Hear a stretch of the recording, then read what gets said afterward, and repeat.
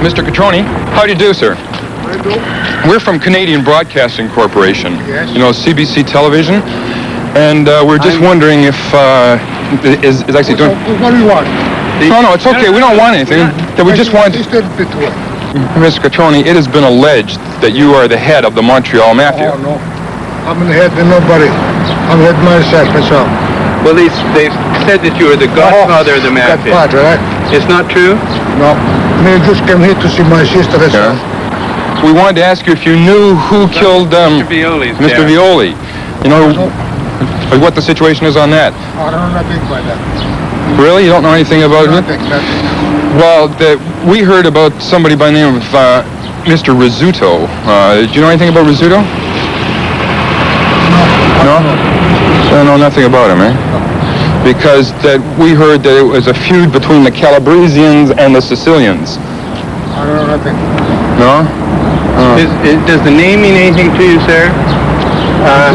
Rizzuto? Nick Rizzuto? Niccolo Rizzuto? Nothing. Nothing. You've never heard of him before? I heard some time, that's all. Yeah. No more than that. Yeah. We were wondering if your group, and here again it's been said that you are head of the Montreal Mafia, if your group has been hurt in the last few years. Every time you want to see me, I'm alone all the time. I don't know nobody. Right. That's just when you want to say that, when you that's not true. Yeah. No, nothing. I'm not wrong nothing by that.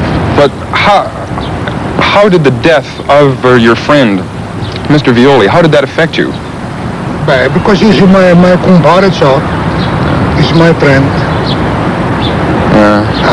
When that thing happened, I shouldn't have liked that. He helped me just saying. Yeah. I don't know nothing about that or nothing yet. What kind of work have you been doing all your life? In my life. Yeah, what kind of work have you done? Companies, we make pepperoni for the pizza before, that's all. You make pepperoni for pizza? Yeah. I see.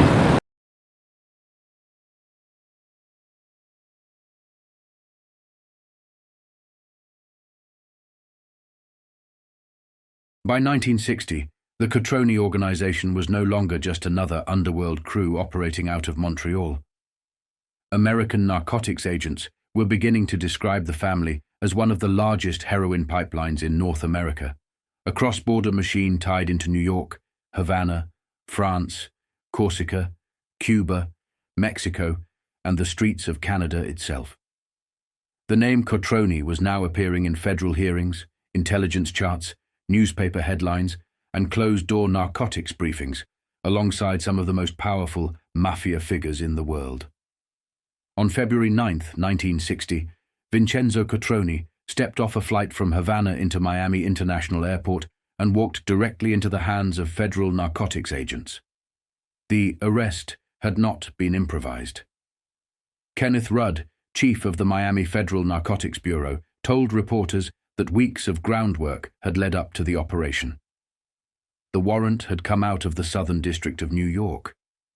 2 federal agents, this was not some local gambler or nightclub figure being picked up on a technicality. They described Vincenzo Cotroni as one of the biggest wholesale narcotics traffickers in the Western Hemisphere. The government immediately set his bond at $50,000, roughly $600,000 in 2026 value, an amount designed to send a message as much as secure his appearance. At the hearing, Rudd reminded the court that Vincenzo's brother, Giuseppe Pepe Cotroni, had already been arrested by Canadian authorities roughly a year earlier with more than $1 million worth of heroin, a seizure worth well over $10 million in 2026 money. The implication was obvious. Federal authorities were not looking at isolated arrests anymore. They believed they were looking at an international narcotics structure. Vincenzo's lawyer, Marco Quinn, pushed back immediately, arguing that his client had not even been in New York for over a year. It did not matter. To American narcotics officials, the Cotronis had already become synonymous with international heroin trafficking. The very next day, Vincenzo posted the $50,000 bond and walked out of custody, pending a removal hearing to New York. Reporters described him as ruddy-faced and calm. The government, meanwhile, continued describing him as one of the largest contraband drug traffickers in the hemisphere. The hearing was scheduled for February 23rd. Weeks later, in March 1960, Vincenzo Cotroni remained in Miami, waiting for word from New York federal authorities regarding arraignment and trial. By then, newspapers across America were openly referring to him as a major dope wholesaler. He was 50 years old, based in Montreal, and accused of conspiring to violate United States narcotics laws through New York operations. At his final hearing before U.S. Commissioner Roger Davis, the same $50,000 bond remained in place, while New York decided when it wanted him produced in court. Vincenzo himself said nothing during the hearing. But by the early 1960s, the Cotroni name had moved beyond ordinary criminal investigations. It was now entering official underworld rankings. In January 1962, Harry Anslinger, the legendary U.S. Narcotics Commissioner, publicly released what newspapers described as the 10 most important backstage bosses ruling the underworld. The list included names that had become almost mythical in organized crime history: Vito Genovese, Joe Bonanno, Gaetano Lucchese, Carmine Galante, Santo Trafficante Jr., Joseph Profaci. Buried among them was Vincenzo Cotroni. Anslinger ranked Vincenzo Cotroni and his brother as operators of the largest and most notorious narcotics syndicate in North America, headquartered out of Montreal. That single statement mattered enormously. Montreal was no longer being described as a regional criminal outpost. American authorities were now openly identifying it as a major international narcotics headquarters, and the Cotronis sat at the center of it. 3 years later, in March 1965, the underworld surrounding the Cotronis exploded back into international headlines through the dramatic escape of Lucien Rivard.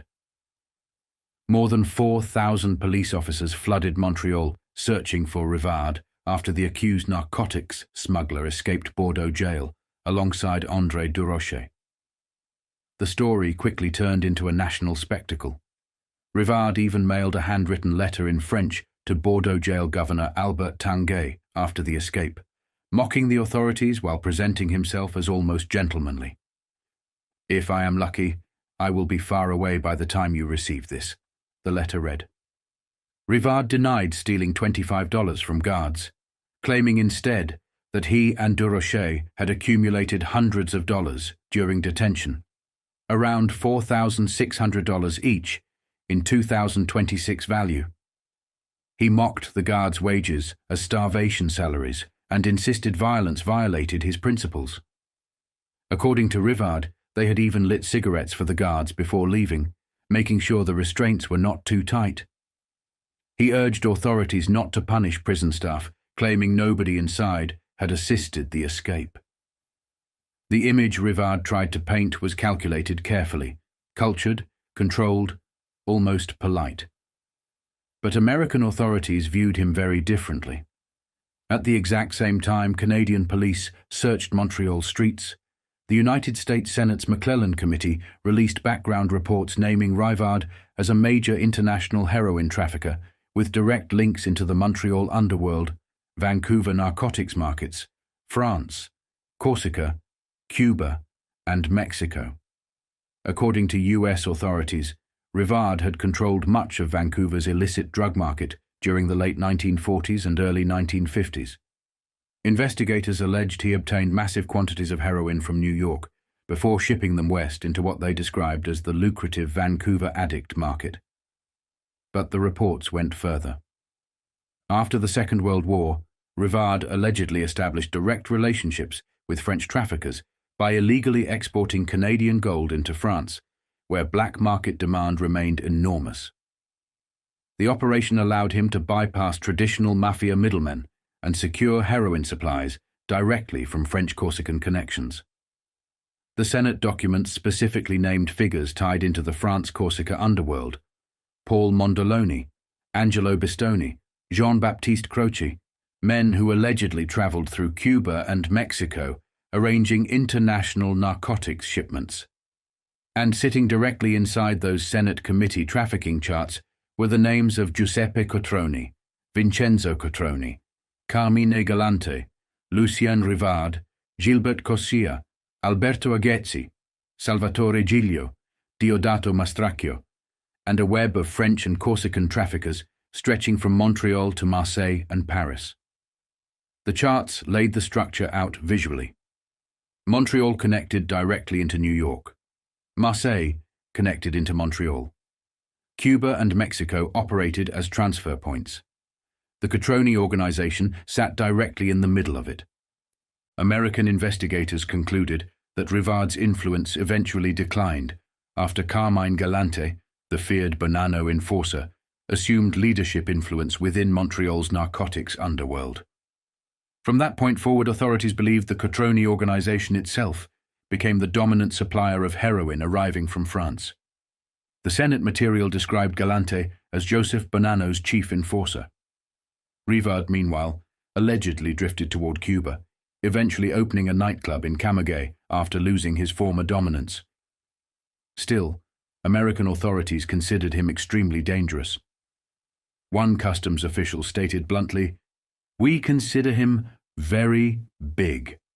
Federal officials believed Rivard had been central to the smuggling of 78 pounds of heroin, a shipment worth an estimated $40 million on the illicit market in 1965, equivalent to nearly $400 million in 2026 value. Even as the manhunt unfolded, authorities remained careful publicly. U.S. officials reportedly received direct instructions not to embarrass Canadian authorities by speaking too openly about the escape. Behind the scenes, however, both U.S. Customs and the Federal Narcotics Bureau alerted their field offices to watch for Rivard immediately. The atmosphere around these men carried a strange contradiction. Newspaper descriptions painted Rivard as elegant, soft-spoken, well-dressed, almost aristocratic. Prison officials in British Columbia later recalled his visit to inmate Robert Tremblay in January 1964. Rivard arrived in a dark suit and light raincoat, meticulous in appearance, prosperous-looking, and behaving like what one official called a perfect gentleman. Conversations overheard during the visit revolved around family, weather, and property. But beneath the polished appearance sat an international narcotics structure connecting Montreal's Mafia to New York wholesalers, French Corsican suppliers, Cuban operators, and North American distribution routes worth hundreds of millions in modern money. And everywhere investigators looked during the 1960s, the Cotroni name kept surfacing near the center of it.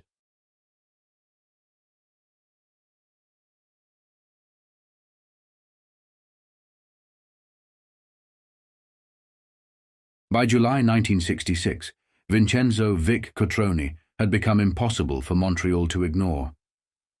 For years his name floated through police files, parliamentary debates, nightclub whispers, narcotics investigations, and newspaper headlines without ever fully landing in open court. Now, it finally had. On July 8th, Cotroni was led into criminal court in Montreal and formally charged with attempting to bribe a Royal Canadian Mounted Police sergeant. The allegation was explosive even by Montreal standards. Police claimed Cotroni had offered Sergeant Gérard Barbeau $25,000, roughly $260,000 in 2026 value, to stop the arrest of Joseph Vincent Asaro at Cotroni's home in Repentigny. The charge fell under Section 101C of the Canadian Criminal Code, bribery of a law enforcement officer, an offence carrying a maximum 14-year penitentiary sentence. Cotroni stood in the prisoner's dock, calm and expressionless. He was 56 years old, polished, soft-spoken, impeccably dressed, exactly the way reporters and police officers had described him for years. Newspapers called him a prominent figure in Montreal nightlife, though by now he had supposedly withdrawn from the nightclub business and shifted into property speculation and legitimate business interests. The image was deliberate. Cotroni wanted to look like a businessman who had outgrown the streets, but the people surrounding him told another story entirely. The man police had come to arrest at Cotroni's suburban residence was Joseph Vincent Asaro, 53 years old, a fugitive sought by the FBI since 1955 for violating parole after serving less than 2 years of a 16-year sentence for armed robbery. Authorities believed Asaro had spent more than a decade living quietly in Canada under false identities while crossing borders through mafia channels that stretched between Montreal and New York. The trail that led police to him came through his father. 73-year-old Vincenzo Asaro had recently entered Canada on what authorities described as a short visit. Police traced the elder Asaro directly back to the Cotroni organization and the Repentigny address where Joseph was allegedly hiding. The older Asaro carried his own history. 40 years earlier, in Chicago during the Capone era, he had been convicted of alky cooking, illegal alcohol production tied to the prohibition machine that made Al Capone rich.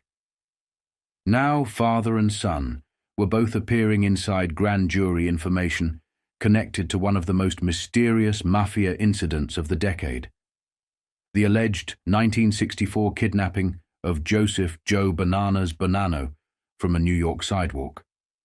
Bonanno's disappearance had shaken the American Mafia. Rumors spread for months that he had been hidden in Montreal while factions inside the Bonanno family fought for control. Bonanno eventually resurfaced and surrendered himself in New York, but the stories never died. The Asaro's names appearing inside the investigation pulled Montreal directly into the internal warfare of the American underworld. And standing in the middle of it again was Vincenzo Cotroni. According to RCMP investigators, the bribery attempt happened June 21st at Cotroni's Repentigny home, when Sergeant Barbeau arrived to arrest Asaro.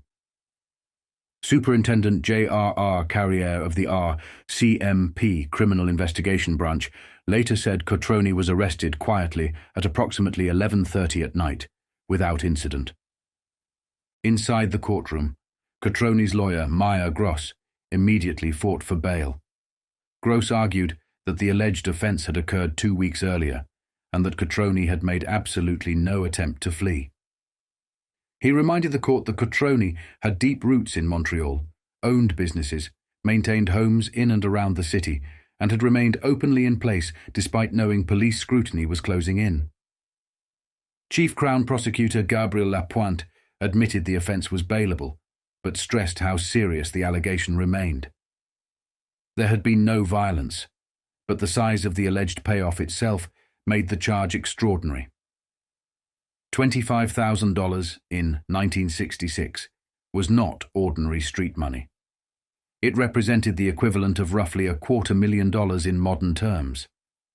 Judge T.A. Fontaine fixed bail at a $50,000 property bond or a $25,000 cash deposit. Cotroni paid the cash. Even then, Fontaine made clear how seriously the court viewed the accusation. "I myself was going to refuse any bail," the judge remarked openly. "But if the Crown is satisfied with these amounts, then I also am, obviously." Cotroni walked out of court, but the damage was already done.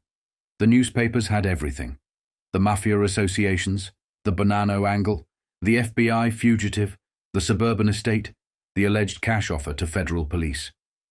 Days later, at the July 13th preliminary hearing, the allegations became even more damaging. Sergeant Barbeau testified under oath that Cotroni did not stop at offering $25,000. According to Barbeau, Cotroni increased the offer to $50,000, more than $500,000 in 2026 value, in an effort to stop Asaro's arrest inside the Repentigny residence. Barbeau testified that Cotroni pulled him aside privately because he did not want the arrest occurring at his home. "Money is no object," the RCMP officer quoted Cotroni as saying. "Name your price, and you'll be paid." Barbeau said he rejected the offer immediately.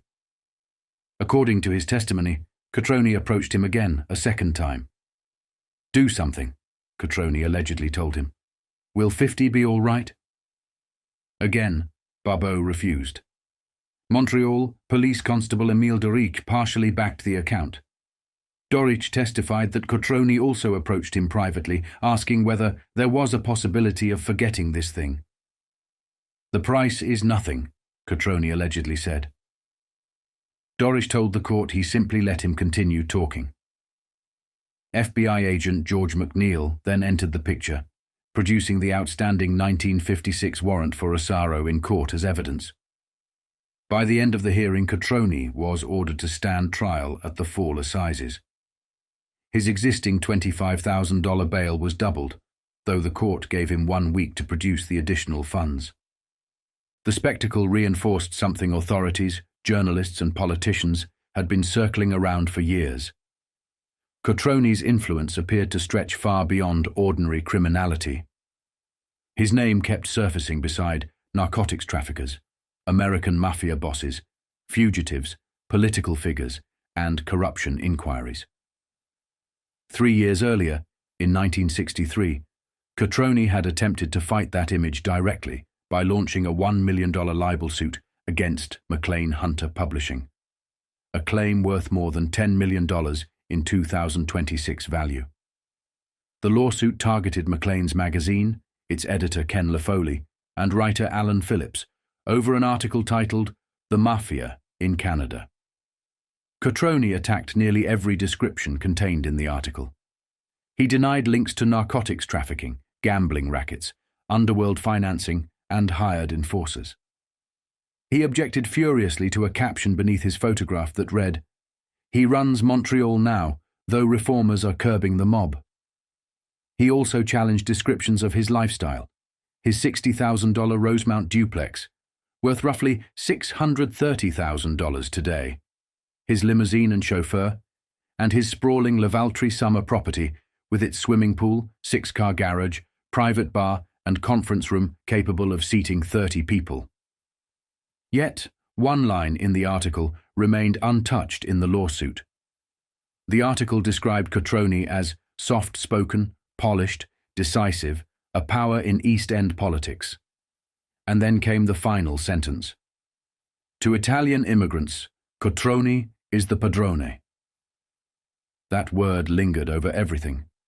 Padrone, boss, protector.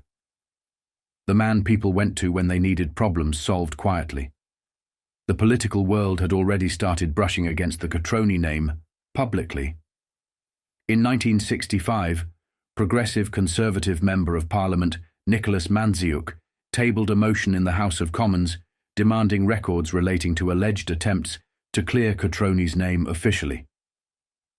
The request targeted correspondence between André Letendre, executive assistant to the Justice Minister, and Guy Rouleau, member for Dollard, regarding one Vincent Cotroni of Montreal. The motion also sought documents sent to the Department of Justice, the Parole Board, and government officials requesting declarations clearing Cotroni of criminal associations.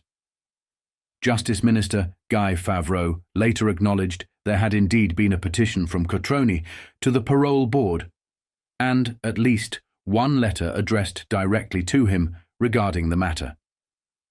Both Letendre and Rouleau would later disappear from their positions following the Dorion inquiry into corruption within high levels of government.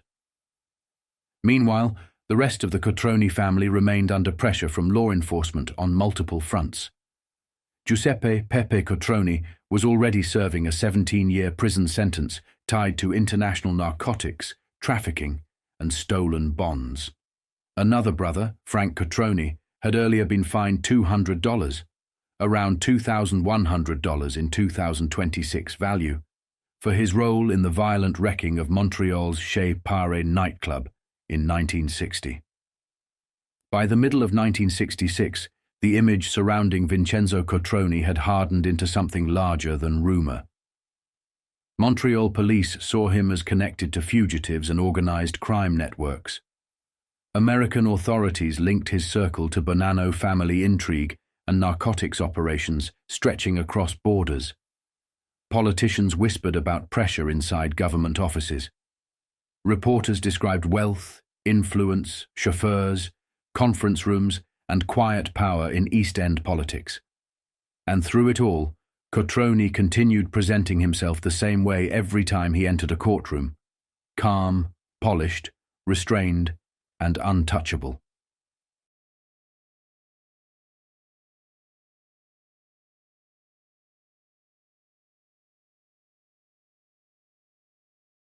By 1967, Montreal was being described as more than a city with rackets.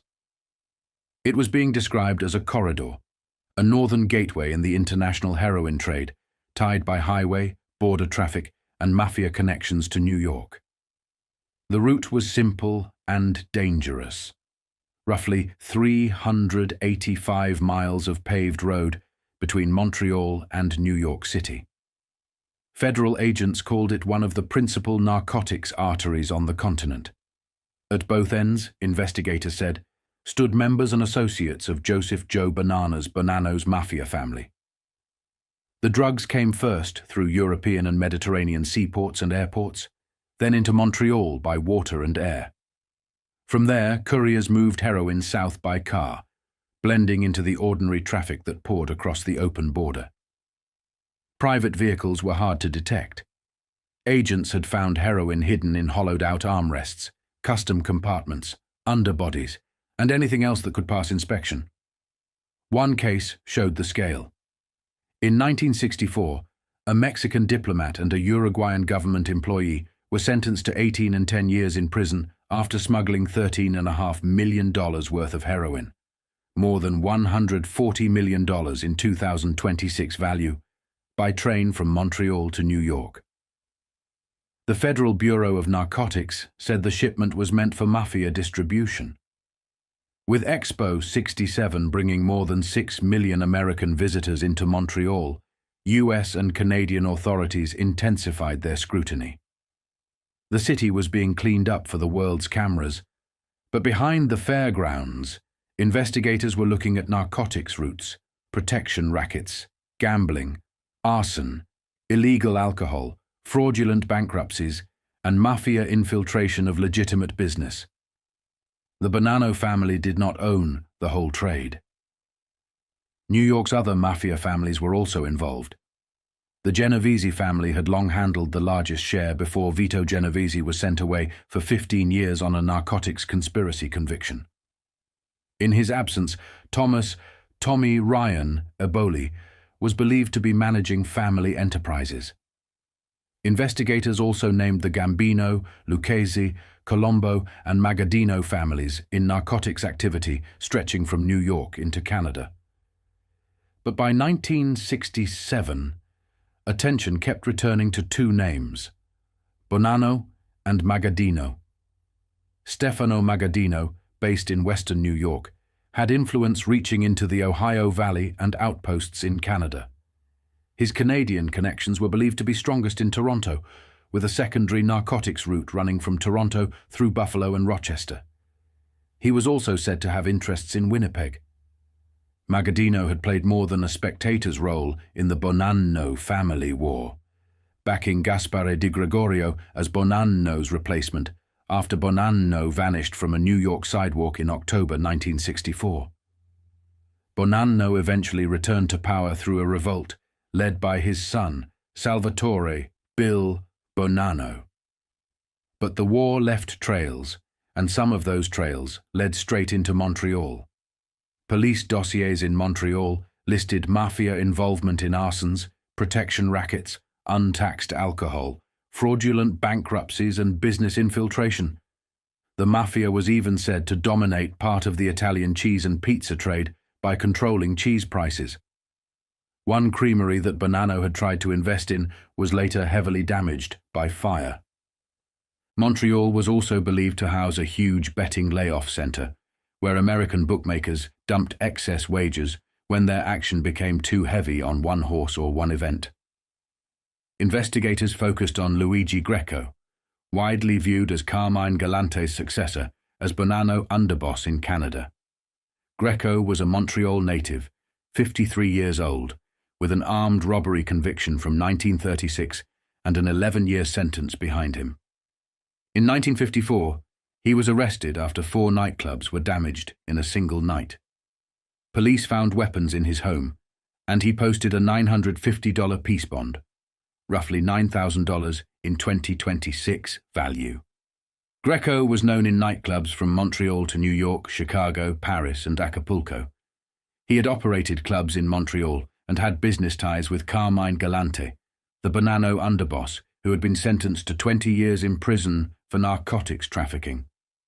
Since 1962, Greco had also been listed as a fugitive from United States justice in a narcotics case. But Canadian police were beginning to see something more complicated. Greco had long been treated as a Montreal underworld leader, but one high-ranking Canadian police official put it bluntly: Greco is only a door opener for Vic Cotroni. That sentence told the real story. Vincenzo Vic Cotroni, now 57, had been brought from Italy to Canada as a child.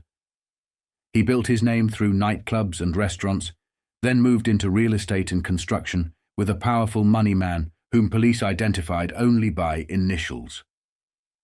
Cotroni had already sued Maclean's magazine for $1 million, nearly $10 million in 2026 value, after it described him as a mafia figure.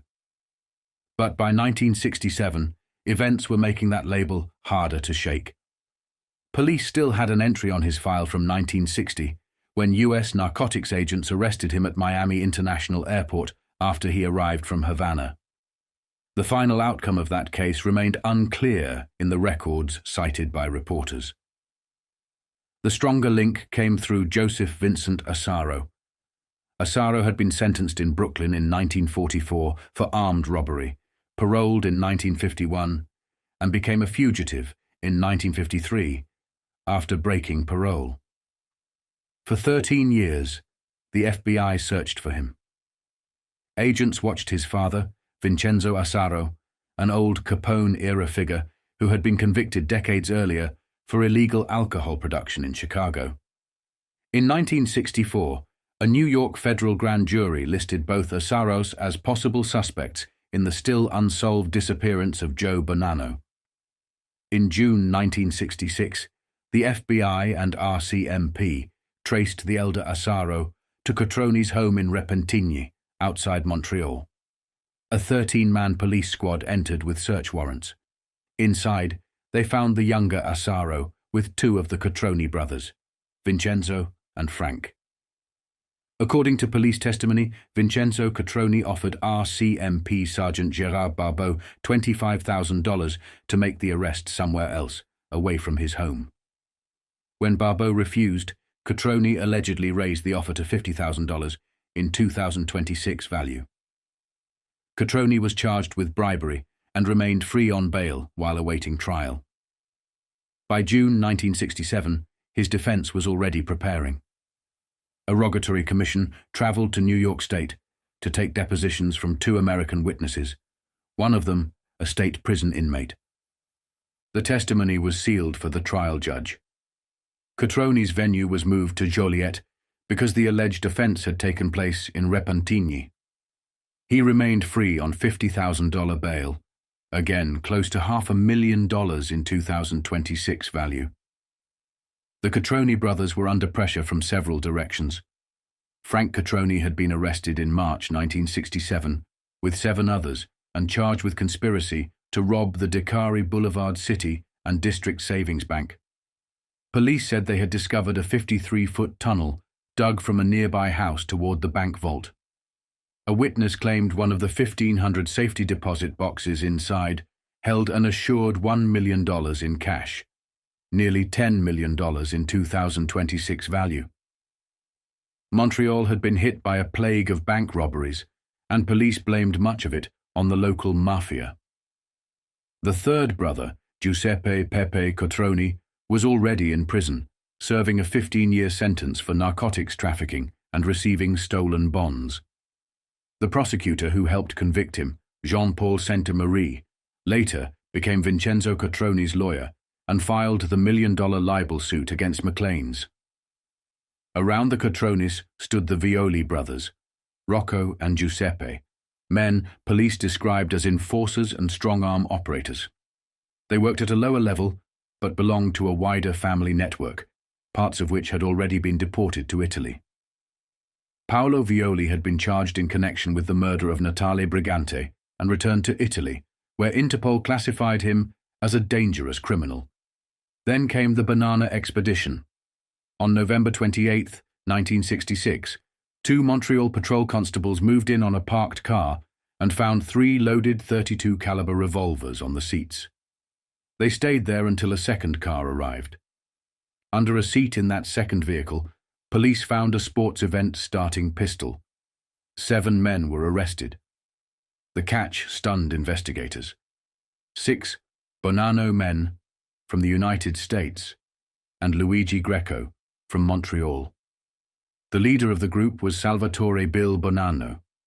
With him were Vito De Filippo and his son Patrick from the Bronx, Carlo Buddy Cimaro, believed to be Joe Bonanno's bodyguard, Peter Notaro of the Bronx, and Peter Joseph Magadino, who had ties to the Buffalo Magadino family before a falling out with Stefano Magadino.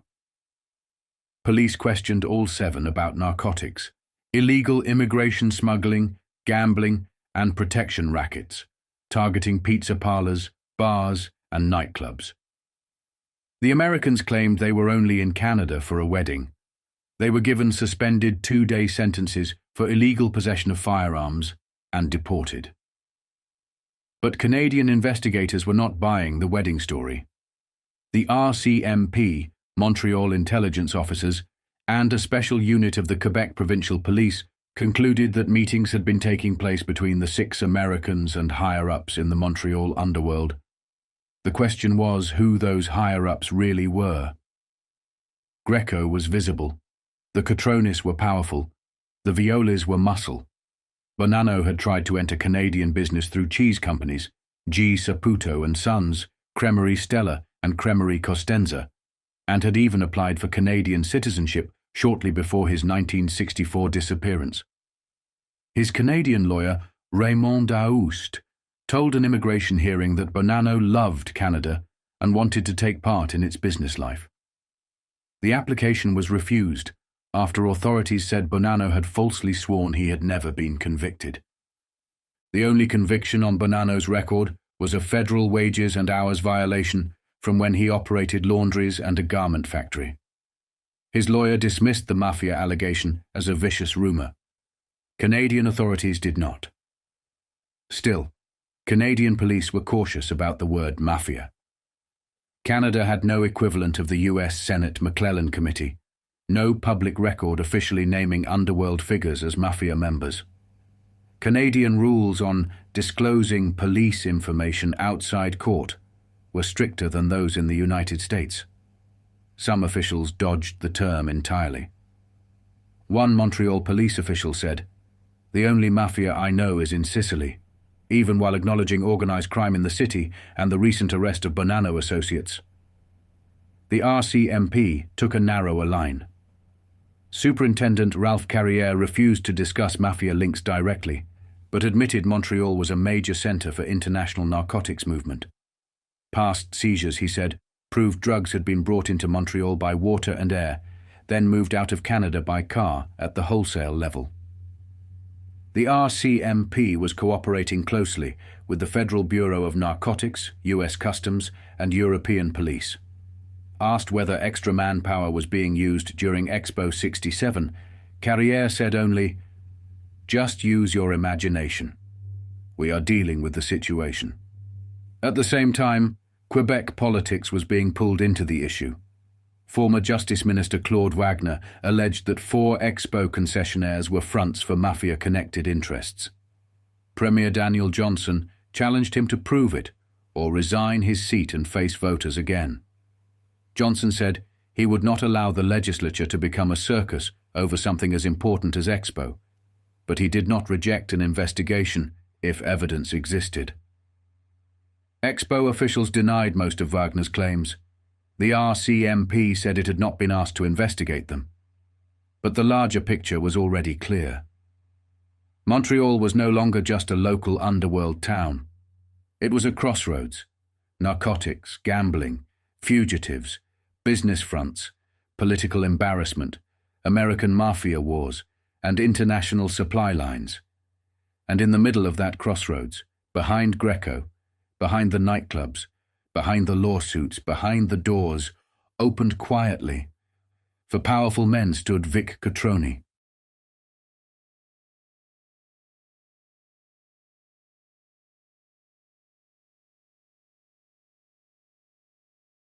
By 1969, Vincenzo Vic Cotroni had survived something few men in his position managed to escape cleanly: a public bribery trial tied directly to a fugitive linked to Joe Bonanno and the American Mafia.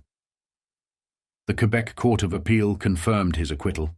3 years earlier, police had claimed Cotroni offered RCMP Sergeant Gérard Barbeau $25,000, nearly $250,000 in 2026 value, to prevent the arrest of Joseph Asaro, a New York fugitive wanted under an immigration hold and detain warrant. The confrontation had taken place on June 21, 1966, inside a friend's home in Repentigny, where Asaro had been found alongside Vincenzo and Frank Cotroni after a 13-year FBI hunt. The Crown insisted it was bribery. Cotroni's defense offered something different. Jean-Paul Stern-Marie, the former Crown prosecutor who had once helped send Giuseppe Pepe Cotroni to prison on narcotics charges before later becoming Vincenzo's lawyer, argued that no bribe had ever been offered at all. According to the defense, Cotroni had merely proposed a $25,000 guarantee. Security that Asaro would voluntarily surrender himself to authorities the following day. The distinction changed everything. Justice Elie Salvas, writing for the Court of Appeal, alongside Justices Fernand Choquette, George Montgomery, Antoine Rivard, and Roger Brossard, focused on one critical weakness in the Crown's case: Sergeant Barbeau himself. Barbeau had been the Crown's principal witness. Yet, during testimony, when he was asked why Cotroni had not been arrested immediately at the scene, if the bribery attempt was so obvious, Barbeau admitted he had not been certain at the time whether a crime had been committed. That hesitation cracked the prosecution open. Justice Salvas ruled that Sainte-Marie had every right, and even the duty, to seize on Barbeau's uncertainty and build the defense around it. The case, he wrote, hinged almost entirely on how Cotroni's words were interpreted.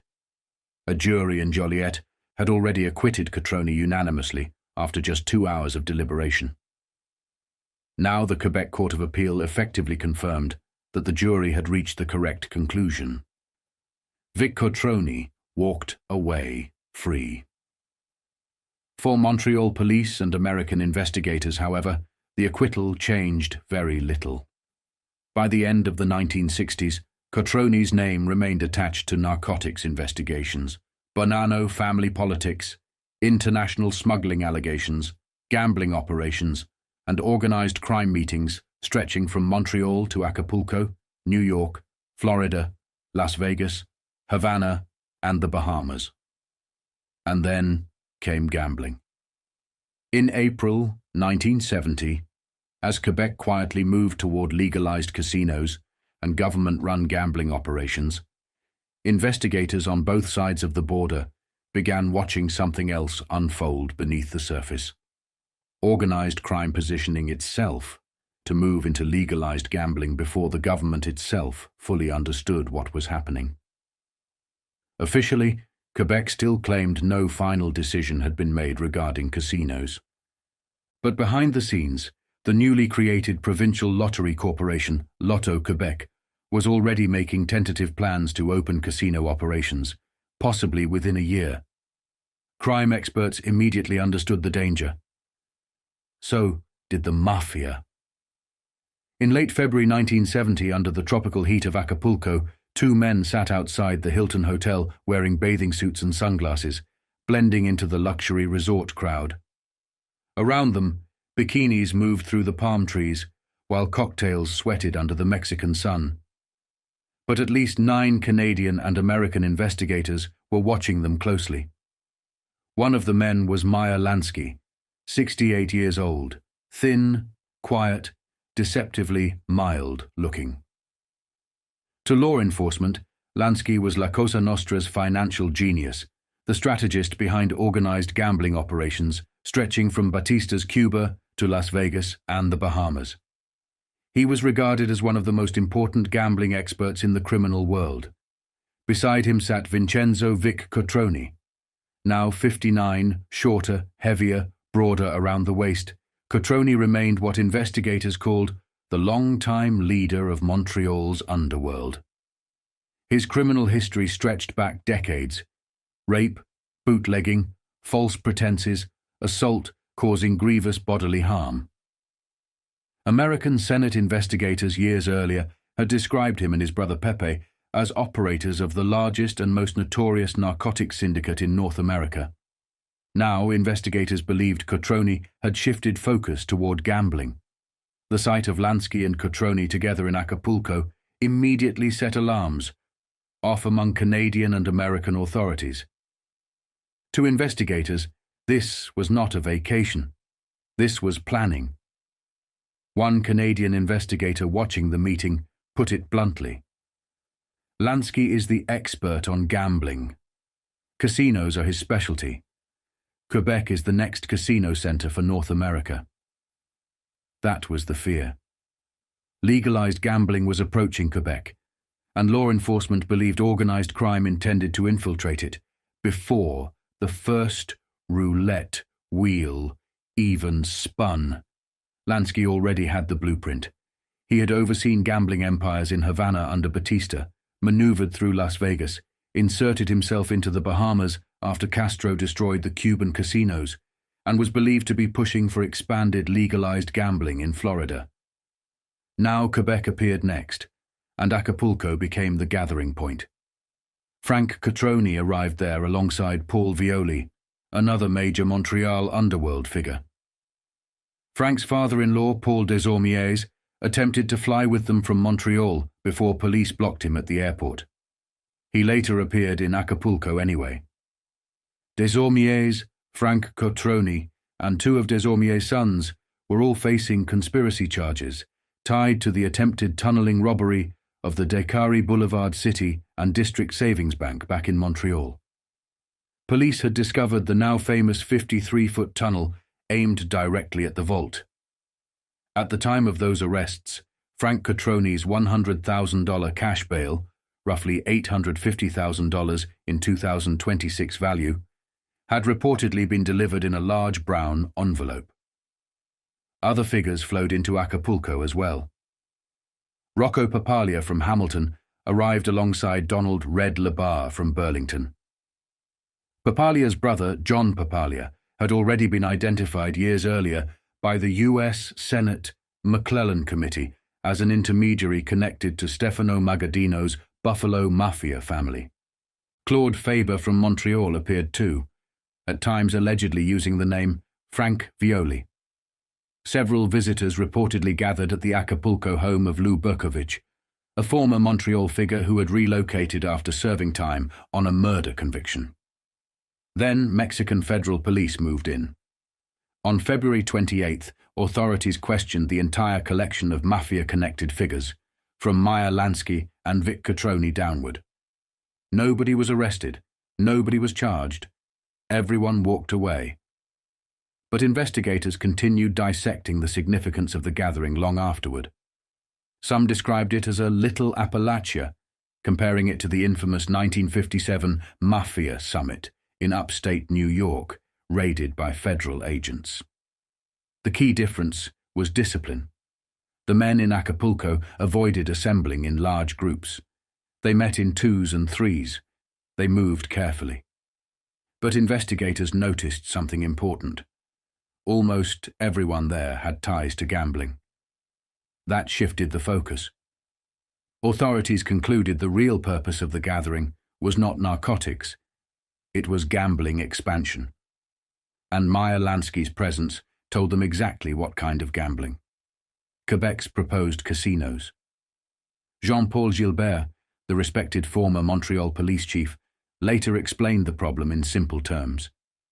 Even if casinos became government-operated, he said, the state would still need experienced casino operators, floor managers, gaming specialists, and gambling experts.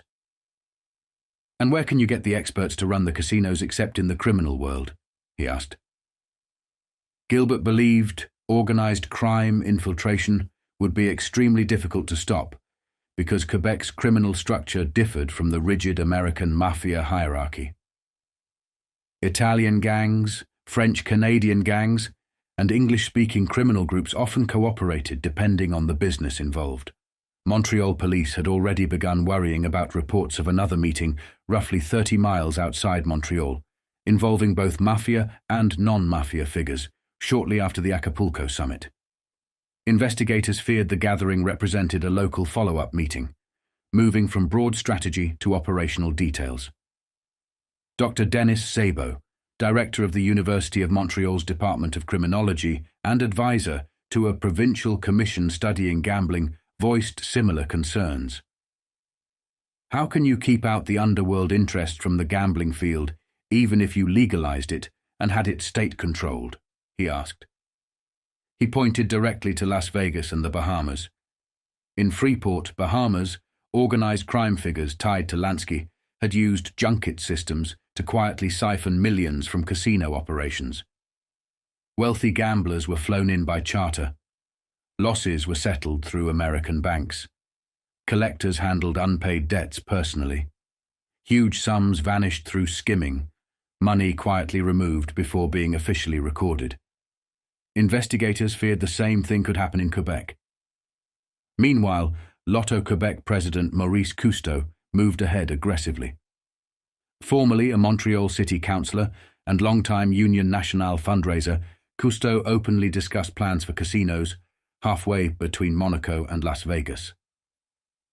Lottery sales had already surpassed $2 million per month, nearly $18 million annually, equivalent to well over $150 million in 2026 value. The money was enormous, and organized crime understood gambling better than governments did.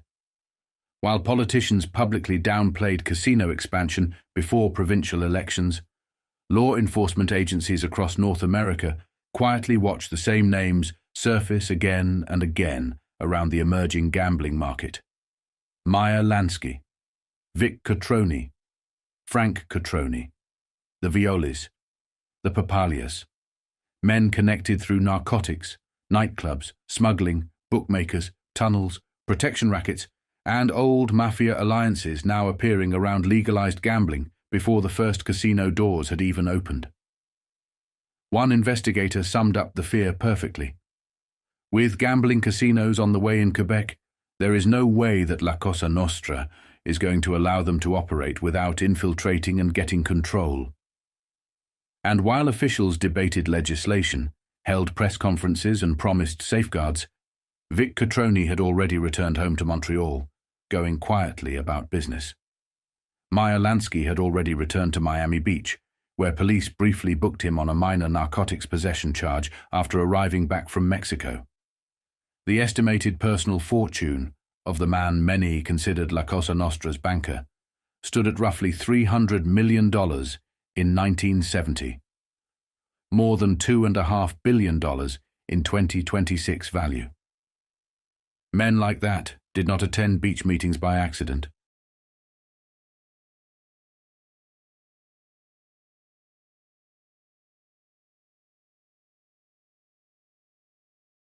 By 1970, Quebec insisted it could keep organized crime out of legalized gambling. Lotto Quebec said the door would be closed before the mafia ever reached the handle. But the timing was terrible. Only days earlier, reports had placed Meyer Lansky and Vincenzo, Vic Cotroni, together in Acapulco, surrounded by Canadian and American underworld figures, while Quebec prepared to move deeper into lotteries and possibly casinos. Lotto Quebec denied there was any mafia infiltration. Its spokesman said reporters kept arriving with preconceived ideas, taking fragments of official comments and twisting them out of context. "We will just not allow them to infiltrate," he said. That was the official line. Law enforcement saw something else. A police spokesman warned that the Quebec government had better think long and hard before opening casinos. Gambling had always been organized crime's bread and butter. If Quebec legalized it, the underworld would not simply walk away from one of its richest businesses. It would adapt. It would move quietly. It would take positions through fronts, experts, suppliers, financiers, junket operators, and men who understood how casino money disappeared before it ever reached the books. Claude Wagner, now a Sessions Court judge and former Justice Minister, refused to comment directly because he was on the bench. But he pointed reporters back to his earlier warning. In December, he had said legalized gambling in Quebec would open the door to the worst kind of underworld infiltration. Organized crime in Quebec has been waiting for just this chance, Wagner had said. He was not alone in that fear. By June 1970, the Acapulco meeting was being examined in New York. A state legislative crime committee questioned Moses Polakoff, Meyer Lansky's longtime lawyer, about whether Lansky had any role in plans to infiltrate Quebec casino gambling. Polakoff dismissed the idea completely. Lansky's trip to Acapulco, he said, had been nothing more than a vacation. Any suggestion that he was there to help organized crime plan a move into Quebec gambling was, in his word, garbage. He admitted Lansky had met Vic Cotroni at parties hosted by Lou Berkovich, a retired Montreal underworld figure living in Acapulco. But Polakoff insisted Lansky avoided Cotroni and spent his time speaking only with the nice people. One of those nice people, according to Polakoff, was Irving Ellis, identified by investigators as one of North America's biggest bookmakers. That answer did not satisfy police. Ontario Police Commission investigators had watched Lansky and Cotroni deep in conversation outside Lansky's hotel. They had also seen the supporting cast. Frank Cotroni was there. Paul Desormier, Frank's brother-in-law and bodyguard, was there. Paul Violi was there. Rocco Papalia and Donald Red Labar had been present. Both Papalia and Labar had bookmaking convictions. Violi was described as a senior member of the Montreal family. Cotroni, by then, was being named as the leader of Canada's first independent Cosa Nostra family. To investigators, the meeting looked less like a holiday and more like a quiet conference. Quebec's new Liberal government had not yet decided when to open its first casino, but the legislation was already in place.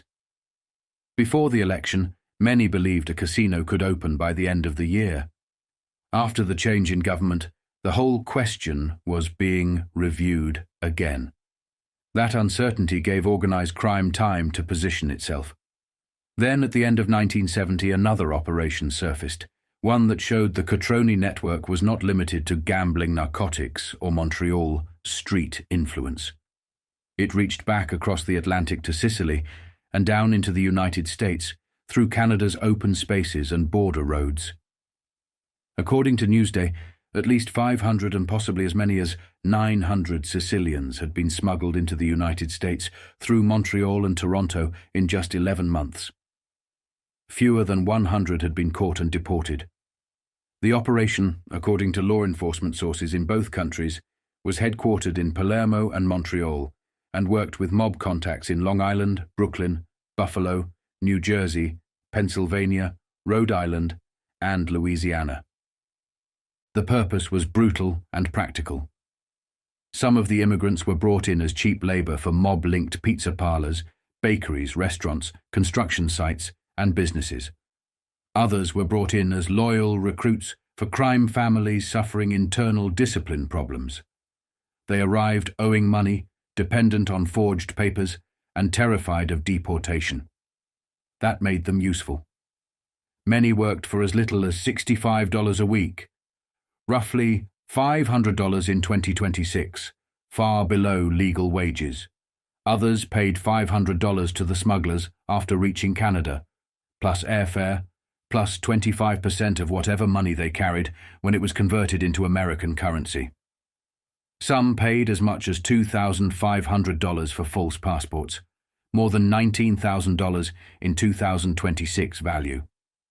The racket turned migration into control. If the immigrants reached America, they owed the mob. If they complained, they risked deportation or worse. If they borrowed money for the journey, they entered the country already in debt to the men who had moved them.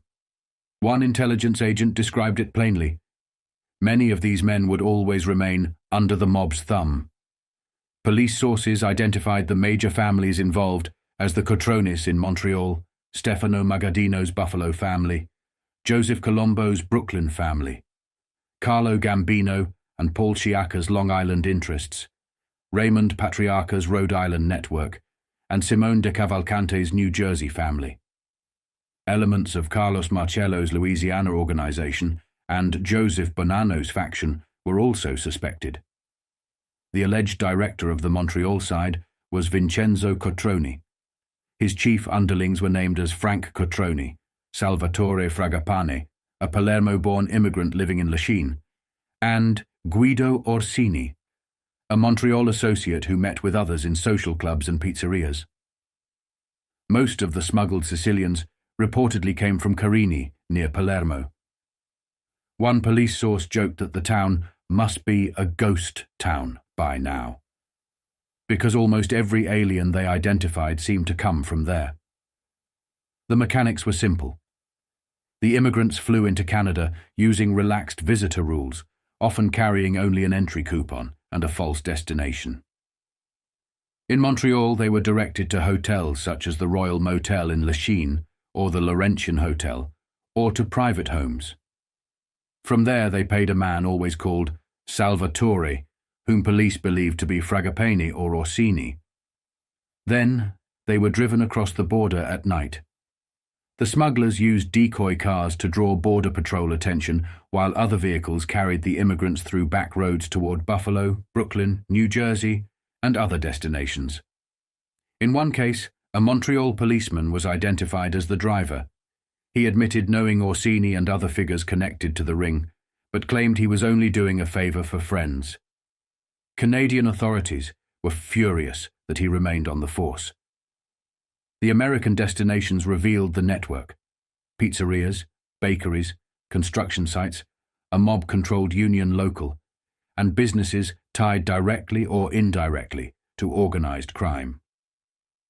One alien, Nicola Tola, was found working at Scotto's Pizzeria and Restaurant in Great Neck. Another operation pointed to Tony's Pizzeria in Hackettstown, New Jersey, co-owned by Giuseppe Tramontana and Giuseppe Romano. Romano was wanted on fraud charges. Tramontana was awaiting trial on a federal extortion charge. Both were described by police as mob recruits and key figures in the smuggling ring, traveling into Canada to pick up selected men. Some of the names were much bigger. Tommaso Buscetta, described as a Sicilian mafia executioner, was arrested by New York State Police on the Brooklyn Bridge. He faced perjury charges in Brooklyn and murder charges in Sicily. Federal authorities sought to deport him. Silvestro Sam Carollo, the former Louisiana crime boss, had also allegedly been smuggled back into the United States after deportation. His underboss, Giuseppe Galliano, was fighting deportation from New Orleans while operating an art store. The pattern was unmistakable. Montreal was not just a narcotics gateway, it was a human pipeline. Sicilians came through Canada with false papers, false stories, and mob handlers waiting on both sides of the border. Some became workers, some became debtors, some became soldiers, and once again, the Cotroni name sat at the center of the traffic.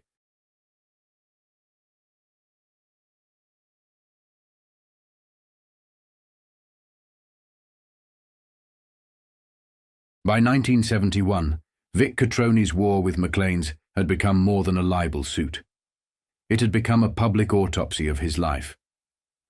The case had started in 1963, after Maclean's published an article on organized crime in Canada and placed Cotroni's name and photograph near the center of it. Cotroni claimed the magazine had destroyed his reputation by linking him to mafia activity. By the time the case finally reached open court, 8 years had passed. The damages had climbed to $1,250,000, roughly $9 million in 2026 value. And the trial had become one of the rare moments where the inside world around Montreal's underworld was dragged into daylight. In court, the names came out one after another. Meyer Lansky, Bill Bonanno, Peter Magaddino, Carmine Galante, Paolo Violi, Joe DiMaolo, Nicolas Diorio, Giuseppe Big Pep Coccolicchio. Cotroni admitted that over the years he had been on good terms with men publicly identified as underworld figures. He said he met a group of prominent New Yorkers in 1966 at the home of Giuseppe Saputo, owner of Saputo and Figli, the cheese factory in Saint Michel. Among them were Salvatore Bill Bonanno, son of Joseph Bonanno, Peter Magaddino, cousin of Buffalo boss Stefano Magaddino, Vito Di Filippo and his son Patrick, Peter Notaro, and Carlo Simari, Bill Bonanno's bodyguard. He also admitted knowing Carmine Galante, then serving 20 years in the United States for narcotics trafficking. Then came the Montreal names. Paolo Violi, vice president of Reggio Food Inc., a company owned by Cotroni. Joe DiMaolo, former manager of the Casa Loma, then stands trial for murder. Nicolas Diorio, former owner of the Metropole Cafe, recently closed by the city. Tony Di Croce, the former Anjou police chief, who had committed suicide during the inquiry into municipal corruption. This was not just a libel trial anymore. It was a map. The court also heard about Cotroni's business life. In the early 1960s, he had been hired by Ace Trucking to do promotional work for $15,000 a year, around $110,000 in 2026 value. After 3 years, he was fired. Clement Beauregard, then secretary of the company, said Cotroni had failed to bring in any business. But Cotroni was never just one thing. He had been a wrestler, a nightclub man, a restaurateur, a real estate operator, and by the 1970s, president of Reggio Food Inc., a Montreal North meat processing company doing strong business in specialty meats for Italian restaurants. His longtime partner, Armand Courville, said Cotroni personally sampled the pepperoni to make sure the flavor was right. Mr. Cotroni is quite a gourmet, Courville said. Cotroni could not read or write, so Courville handled the paperwork. Cotroni handled what he called corporate planning. Together they moved through real estate, investment companies, stock deals, and business accounts where cash transfers often ran from $25,000 to $75,000, roughly $180,000 to $540,000 in 2026 value. The trial also pulled apart his personal life. Cotroni lived with his wife in a luxury Sherbrooke Street apartment, owned a Lavaltrie country estate valued at $225,000, about $1.6 million today, and used a Repentigny residence assessed at $80,000, roughly $580,000 today, held in the name of Ghislaine Turgeon, a former checkroom worker from Vic's Cafe. That Repentigny house mattered. On June 21, 1966, police arrived there and found Vic and Frank Cotroni sitting on the patio with Joseph Asaro Sr. and his son, Joe Asaro, also known as Joe Amato. The younger Asaro had been living in Montreal under a false name after fleeing a United States parole violation. His father had old ties to the Capone mob in Chicago. Both Asaros had been named in American investigations connected to the disappearance of Joe Bonanno. Former RCMP staff, Sergeant Gérard Barbeau and Montreal Constable Émile Dorish testified again that Cotroni offered money to have the arrests made somewhere else. Barbeau said Cotroni feared a scandal because he was staying with Miss Turgeon while his wife was in hospital recovering from a heart attack. According to Barbeau, Cotroni told him money was no object and offered $25,000, about $180,000 today, to arrange for the Asaros to surrender the next day. Dorich said Cotroni later asked whether 50 would do, meaning $50,000, or roughly $360,000 in 2026 value. Cotroni had already beaten that charge. A Joliet jury acquitted him in 1967, and the Quebec Court of Appeal upheld the acquittal. Cotroni maintained he had only offered bail money, not a bribe. His criminal record was also placed before the court. Born in Mamela, Calabria, on November 10, 1910, he came to Montreal as a child with his father Nicodemo and went to work as a carpenter's helper. In 1928, at 18, he was accused of raping his 14-year-old girlfriend. He married her before sentencing, and the judge showed clemency, imposing a $1,000 peace bond, roughly $17,000 in 2026 value. They were still married more than 40 years later. That same year, he served 1 month for bootlegging after, he said, selling a single bottle to an undercover officer. In 1931, he was convicted of false pretenses over a bad check. In 1934, he got 6 months for possession of counterfeit money, which he claimed were 2 fake quarters won in a card game. In 1937, he was convicted of theft and possession of stolen goods. In 1938, he received a suspended sentence after an assault conviction tied to a goon squad incident during a municipal election in Sorel. He had not been convicted of anything since 1938, but his name had never stopped moving through police files, inquiries, lawsuits, border restrictions, and underworld reports. The 1969 Quebec Royal Commission on Crime, introduced by Maclean's lawyers, identified Cotroni and several associates as part of an organized crime network linking Canada to the United States.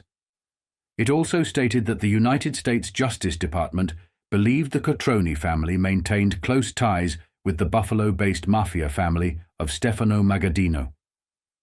Leo Lequin, Laval's police chief and a former Montreal morality officer, testified that he had known Cotroni since the old days under Pacifique Plante.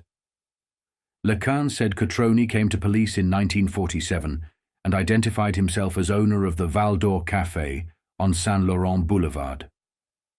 According to Lequin, Cotroni admitted prostitutes were operating there, but claimed he needed the revenue because he was splitting profits with a politician.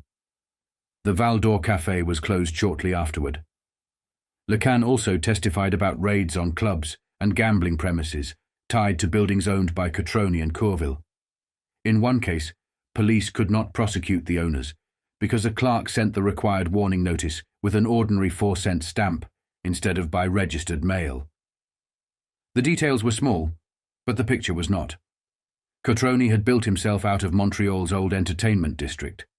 Café Royal, Vic's Café, Le Faison Doré. He liked to remember Le Faison Doré as the first Montreal cabaret to book French-language performers instead of relying only on American nightclub acts. By the 1970s, he presented himself as an aging businessman, a pepperoni executive with property, investments, and a family. But every question in court pulled him back toward the same world. Nightclubs, gambling raids, prostitution, Bonanno visitors, Capone fugitives, mafia reports, bribery allegations, and American claims that he supervised a racket smuggling hundreds of Sicilians into the United States through Montreal. Cotroni's lawyer had already sent letters threatening fresh libel suits against the New York Daily News and a Montreal newsstand distributor over those smuggling claims. The Maclean's case itself was entering its 9th year. And if there was one thing the trial made clear, it was that Vic Cotroni did not rush. Not in business, not in court, not in reputation. He waited.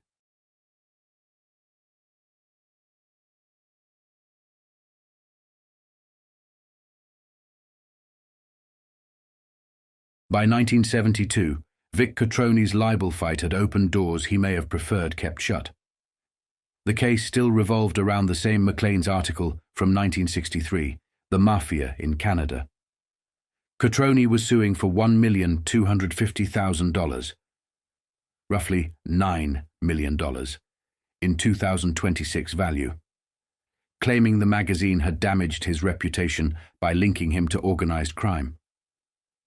But the longer the trial went on, the more it became less about one article and more about the world around him. Meyer Lansky's name came up again.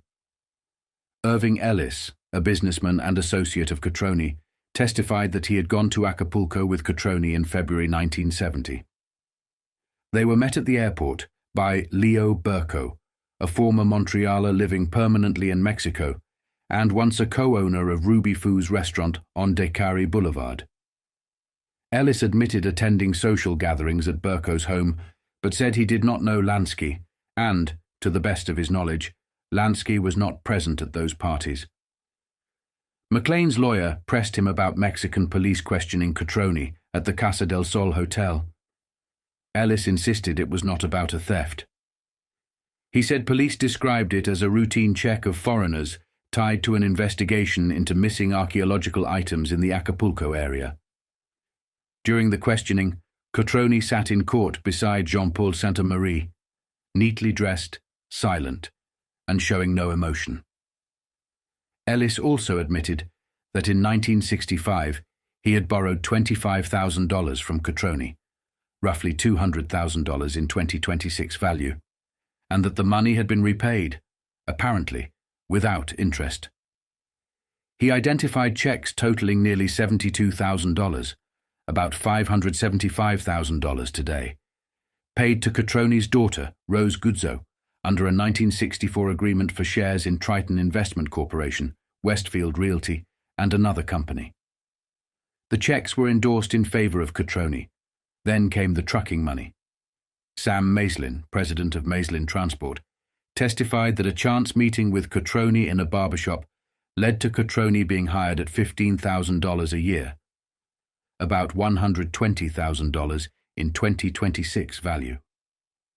Cotroni had asked for work in the trucking company. He was brought in to see whether he could help the firm obtain Italian trade. Tax forms showed payments to Cotroni until 1963. Maislin could not say whether Cotroni produced business. Another company executive had already testified that Cotroni was eventually fired for failing to produce. The accountant's testimony was more revealing. Romeo Grenier, a chartered accountant who had acted for Cotroni since 1942, testified that Cotroni's balance sheets recorded $58,000 in gambling profits between 1957 and 1961, more than $570,000 in 2026 value. Grenier stressed he was not auditing the books.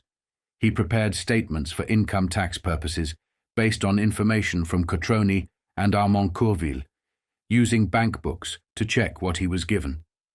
The tax department, Grenier said, had never challenged the figures. The court also heard more about Cotroni's Lavaltrie estate. The property had originally cost him $39,775, about $390,000 today.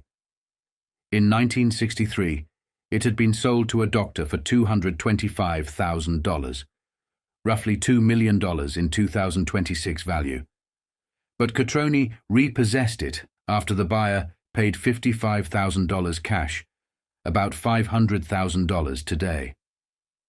Grenier did not know why the deal fell apart. The statements later carried the property value at $170,000, then $167,500. There was also a $44,000 adjoining land purchase in 1963, roughly $400,000 in 2026 value, and reported improvements as high as $120,000, over $1 million today, said to have been paid by Cotroni check in 1959. Every number carried the same message. Cotroni was not a small operator. McLean's lawyers also pushed to bring outside material into the record, including 3 pages from Hank Messick's book, Lansky, which mentioned Vincent Cotroni in connection with the Acapulco gathering of underworld figures in February 1970. Justice Jean Saint-Germain allowed the extracts only for the limited purpose of assessing reputation damages if needed. He made clear he was not accepting the book's claims as fact. The same approach applied to Pacifique, Pax Plant's old book, Montreal Under the Rule of the Underworld, written around 1949 and 1950. Plant, the former city crime buster, had described the older Montreal racket world long before commissions and journalists made it fashionable. A rogatory commission was also ordered to take evidence in New York from Moses Polikoff, the former lawyer for Lucky Luciano and longtime counsel to Meyer Lansky. His testimony would be sought in connection with Cotroni's case against McLean's. Then Detective Sergeant David Adamo testified that he had seen Cotroni in 1968 with Joseph Josie Asaro, the fugitive tied to the earlier Repentigny arrest. Adamo also recalled seeing Cotroni in the company of men he had often encountered during morality squad investigations. By now, the trial had become a courtroom inventory of reputation, money, associations, and old Montreal power. Outside the courtroom, the police were changing tactics. In May 1972, detectives from the organized crime section of the Montreal Police raided the Giuseppe Saputo and Figli cheese factory in Saint-Michel. No criminal charges were laid. Instead, the company, supplier of cheese to much of Montreal's 1,500 pizzerias, was charged with 14 municipal health bylaw violations. On the surface, it looked almost absurd, organized crime detectives looking for flies in cheese vats. But the raid made sense when placed inside the larger picture. The 1969 Prevost Commission had already noted that Joseph Bonanno had passed through Montreal in 1964, talked of entering the cheese business, and sought Canadian citizenship before being expelled from the country. George Springate, a former Montreal police spokesman, had publicly stated that the mafia in Montreal dominated the pizza trade by controlling the prices of cheese specialties. And in Cotroni's own libel testimony, he admitted meeting Bill Bonanno, Peter Magadino, Vito Di Filippo, Patrick Di Filippo, Peter Notaro, and Carlo Cimari at the home of Giuseppe Saputo, owner of the Saputo and Figli cheese factory. The cheese raid marked a strategic turn. Until then, Montreal's organized crime squad had mostly gathered intelligence and shared information quietly. Now it was moving toward pressure, the kind American law enforcement had used for years, bringing hard-to-reach figures and businesses into court through peripheral charges like tax, health, licensing, and regulatory violations. It was not glamorous. It was not a headline murder case, but it was a way to touch the untouchable. The Gazette described Quebec organized crime as larger than the public wanted to believe. It was not simply narcotics, gambling, or prostitution.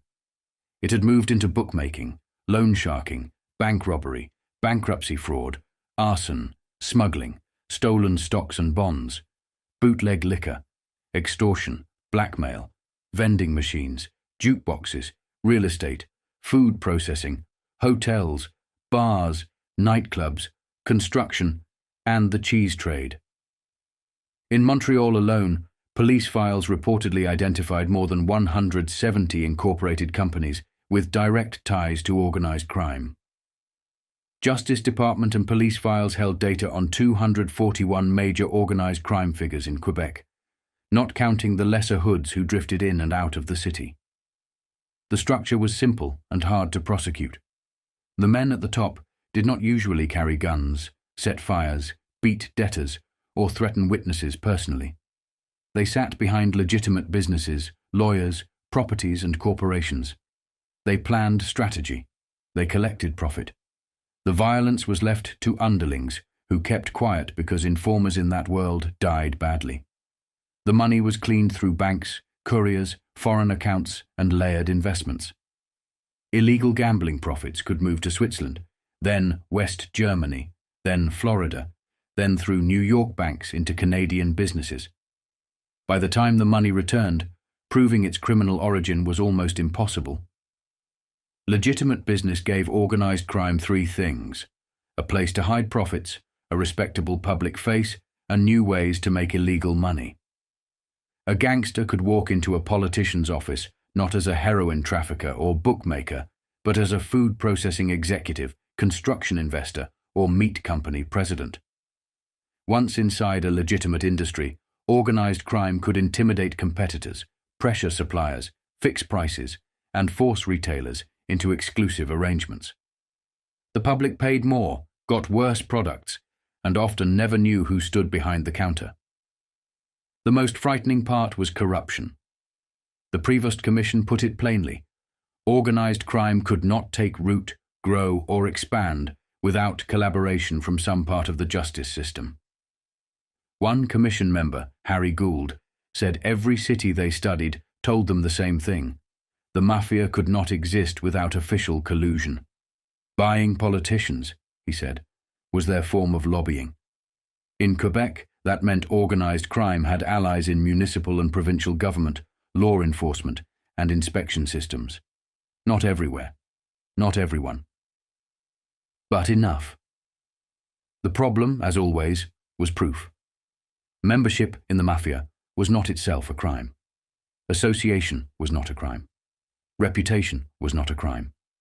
Police could know who mattered and still fail to make a case. Witnesses were afraid. Victims stayed silent. Underlings took the fall. Politicians denied everything. And the men at the top kept moving behind legitimate names. Joe Valachi, the first major American mafia informant, had once called Cosa Nostra a second government. "It's too big," he said. "Nobody will listen. Nobody will believe." By 1972, Quebec was finally being forced to listen. And once again, the name that kept appearing at the center of the old rackets, the new businesses, the American connections, the cheese factories, the libel suits, the gambling profits, and the men who opened doors, was Vic Cotroni. By September 1972, the Cotroni name had survived two more public tests. One was in civil court. The other was in a criminal hearing. The civil case was Vic Cotroni's long-running libel action against Maclean's. It had dragged on since 1963, when the magazine published The Mafia in Canada and described him as the chief figure in Montreal organized crime. Cotroni sued over the English and French versions, seeking $1,250,000, roughly $9 million in 2026 value. After years of delays, testimony, police files, books, old articles, reputation evidence, and underworld names, Superior Court Justice Jean Saint-Germain gave his judgment. Cotroni won, but only barely. The judge awarded him $1 in each action, $2 total, worth about $15 in 2026 value, plus costs. The ruling was surgical. Saint-Germain held that Maclean's had failed to prove the truth of its most serious statements. The magazine had recklessly accused Cotroni of being the chief of organized crime in Montreal, based largely on hearsay from policemen, informers, books, articles, and commission reports. Alan Phillips, the writer, admitted he had no personal knowledge of the alleged facts. To call a man the chief of organized crime, the judge said, was the same as calling him the biggest criminal in Montreal. That accusation, he ruled, had undoubtedly lowered him in the eyes of the public, and especially within Montreal's Italian community. But the victory came with a knife inside it. Justice Saint-Germain made clear that Cotroni's reputation was already damaged before Maclean's ever published a word. The evidence convinced the court that, independent of the magazine article, his reputation was tainted. The judge noted that Cotroni's name had appeared in damaging books, newspapers, magazines, and reports in Canada and the United States. These publications repeatedly placed him beside notorious criminals and men of bad reputation. Cotroni himself had admitted knowing several of them. Police witnesses testified they had seen him in the company of people they considered untrustworthy. Still, suspicion was not proof. The court refused to treat police talk, newspaper allegations, commission reports, or underworld associations as legal proof that Cotroni directed the Montreal Mafia. After reviewing the evidence, Justice Saint-Germain found that Maclean's had not established that Cotroni was chief of the Mafia in Montreal, that he directed its criminal operations, or even that he was a member. Knowing bad men was not enough. Doing legitimate business with them was not enough. Being watched by police for 7 years was not enough. If the police had enough evidence, the judge said, charges would have been laid. That was the central contradiction around Vic Cotroni. The newspapers, police, and investigators kept circling him. They kept naming him. They kept placing him near the center. But in court, the line between suspicion and proof remained hard and narrow. The judgment also reviewed his past. Cotroni's criminal record began as a teenager and included only one prison term, in 1934, for possession of counterfeit money. He had later had problems with police while operating clubs on St. Catherine Street East, paying fines for tolerating prostitutes in his clubs before the city finally refused a permit for Café Vic. Over the years, he had accumulated what the judge called an appreciable fortune through business enterprises and, as the evidence showed, gambling winnings. His own lawyer, Jean-Paul Saint-Marie, had told the court that if damages were awarded, Cotroni would give them to charity. In the end, the damages were symbolic. The costs were more important. The reputation question was left exactly where it had always been. Legally unproven, publicly poisoned. At the same time, another Cotroni case was unfolding in Saint-Hyacinthe. This one involved Frank Cotroni, Vic's younger brother, and an alleged attempt to extort $50,000, roughly $370,000 in 2026 value, from Dionysos Kionis, a Greek immigrant and Canadian citizen who owned La Chaumière restaurant in Saint-Hyacinthe and Place Royale in Sorel. Frank, 41, was accused of conspiring with 8 other men to force Kionis to give up half of his interest in La Chaumière without payment. Frank managed a restaurant in Montreal and lived on Chauvin Street. His $10,000 property bail, about $75,000 in 2026 value, was posted by Vic Cotroni, who gave his address as a Sherbrooke Street apartment in Montreal. The other accused included Vincenzo Jimmy Socio, a Montreal area real estate man from Verdun, Michel Sévigny, Michael Mike Gallardo, Pasquale Di Nunno, Michel Bateman, Robert Tuot, and brothers Denis and Normand Lincourt. The case depended almost entirely on Kionis. He had testified behind closed doors at a pre-enquête hearing in August. 2 days later, arrest warrants were issued. But when the preliminary hearing opened publicly in September, the Crown's star witness began to wobble. Kionis was nervous from the start. He dried his hands with a handkerchief on the stand. Since his first testimony, he had been under the guard of 4 provincial policemen. During breaks he paced, chain-smoked, and remained under guard. He said men had come to his Sorel restaurant in July and demanded protection money. He identified Di Nunno, Denis Lincourt, and Gallardo among them. According to Kionis, Di Nunno told him he worked for Frank Cotroni. The demand started at $250 a week, nearly $1,900 in 2026 value, then was negotiated down to $150 or about $1,100 today. The threats were direct. Kionis said they warned they would break everything and demolish the restaurant. He said they claimed to be killers. If he failed to pay, they would cut off his head with a knife. There was also talk of breaking legs. Kionis made 3 payments of $150 on 3 successive Mondays. Then, according to him, the demand changed. They no longer wanted the weekly payment. They wanted half of La Chaumière. That was when Kionis tried to reach Frank Cotroni. He said he called a Montreal friend, Spiro Catravas, owner of the Dauphin restaurant, and asked him to arrange a meeting. Instead, he first met with Vincenzo Jimmy Socio. Quionis testified that Socio told him he did not know the men threatening him, but if he were in Quionis's place, he would give them half the restaurant. Then Quionis met Frank Cotroni at the Dauphin. Frank's alleged response cut against the Crown's theory. According to Quionis himself, Frank told him he had not sent the men, did not know them, and had nothing to do with them. Judge Gilles Bélanger, who had also presided over the earlier closed-door hearing, heard the change and became concerned. At the end of the first long day, he questioned Quionis directly.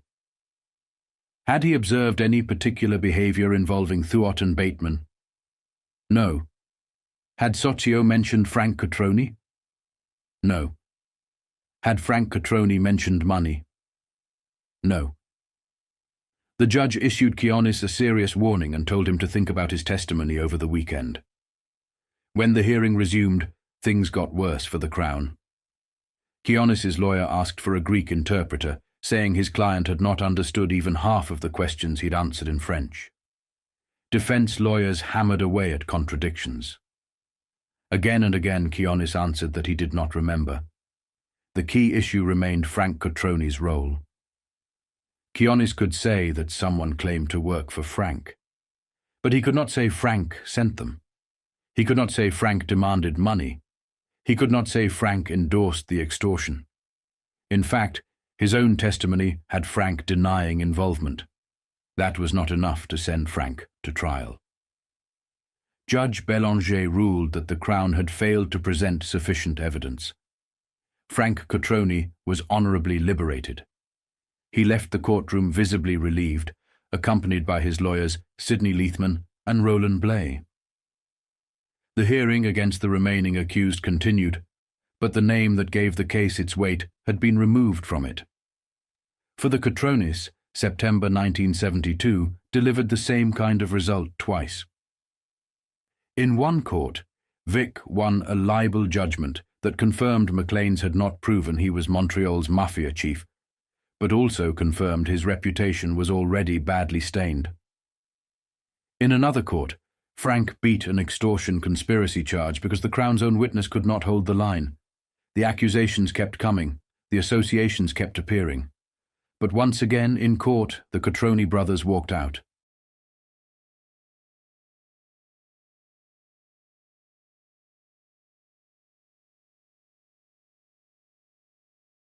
By February 1973, Quebec's organized crime inquiry was no longer speaking in whispers. It was naming names. The first shock came from an old document, pulled out under oath before the government-backed crime probe. William Bill Fitzpatrick, a retired police inspector with 37 years on the force, said he had obtained it from the Royal Canadian Mounted Police in 1956. The RCMP, he said, had seized it during a raid on the home of Frank Petrula. Petrula was not described as a clerk, runner, or ordinary hood. Fitzpatrick called him the enforcer for the crime syndicate in Montreal and other cities. An enforcer, Fitzpatrick explained, was the kind of man whose enemies had reason to be afraid. If Petrula had it in for someone, that person had good cause to fear the worst. The document itself was 8 pages long. It contained dates, names, figures, former policemen, underworld associates, newsmen, lawyers, and district candidates, allegedly backed by the syndicate. The most explosive references pointed toward Montreal politics. On one page, the names Sarto and Sarto's meeting appeared several times beside figures ranging from $500 to $4,500, roughly $5,000 to $45,000 in 2026 value. Fitzpatrick believed the references pointed to the 1957 mayoral election and suggested that some candidates had received syndicate support. At the time, Jean Drapeau had been mayor and had built much of his political appeal on the promise that he would clean up a city widely believed to be rotten with rackets. Another entry was even more direct. Received from Vic. The amount was $1,500, about $15,000 in 2026. Fitzpatrick said he believed Vic meant Vincenzo Cotroni. Then the old structure began to emerge. Fitzpatrick testified that in 1954, Montreal's crime syndicate had been headed by Carmine Galante, the New York Mafia figure who had come north in the early 1950s. Galante was later deported to the United States, arrested, tried and convicted on a narcotics charge. At the time he was in Montreal, Fitzpatrick said, Galante was also under suspicion in a murder. Around that same period, Frank Petrula disappeared. Other names came out as part of the old syndicate world: Jose Orlando, Jimmy Socchio, and Louis Greco. Greco, Fitzpatrick said, had been one of the top men in Montreal criminal circles. He had died recently from burns after his restaurant exploded. Orlando, a former National Hockey League player, was described as loosely connected to certain clubs and crime. Perhaps not so loosely. As for Jimmy Socchio, a Montreal realtor, Fitzpatrick answered with open disgust. Unfortunately, yes, he said. Socchio, in his view, had been one of the top men in organized crime in Montreal. The commission chairman, Judge Réal Brunet, interrupted more than once, asking whether the old events would be tied to the present. He did not want an inquiry about an inquiry. Commission lawyer Louis Carrier answered that the connection would emerge as the hearings continued. Before Fitzpatrick, Pacifique Pax Plante had taken the stand, dropping his briefcase in front of him with handcuffs dangling from the handle. Plante, the former city lawyer turned acting police director, had flown in from Mexico, where he had lived in exile for 20 years. He said he left Montreal after being told that if he stayed, he would end up in a block of cement. The threats, he said, came because he refused to cooperate with the owners of gambling houses.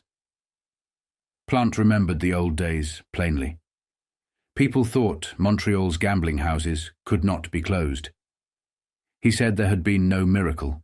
He had simply refused bribes.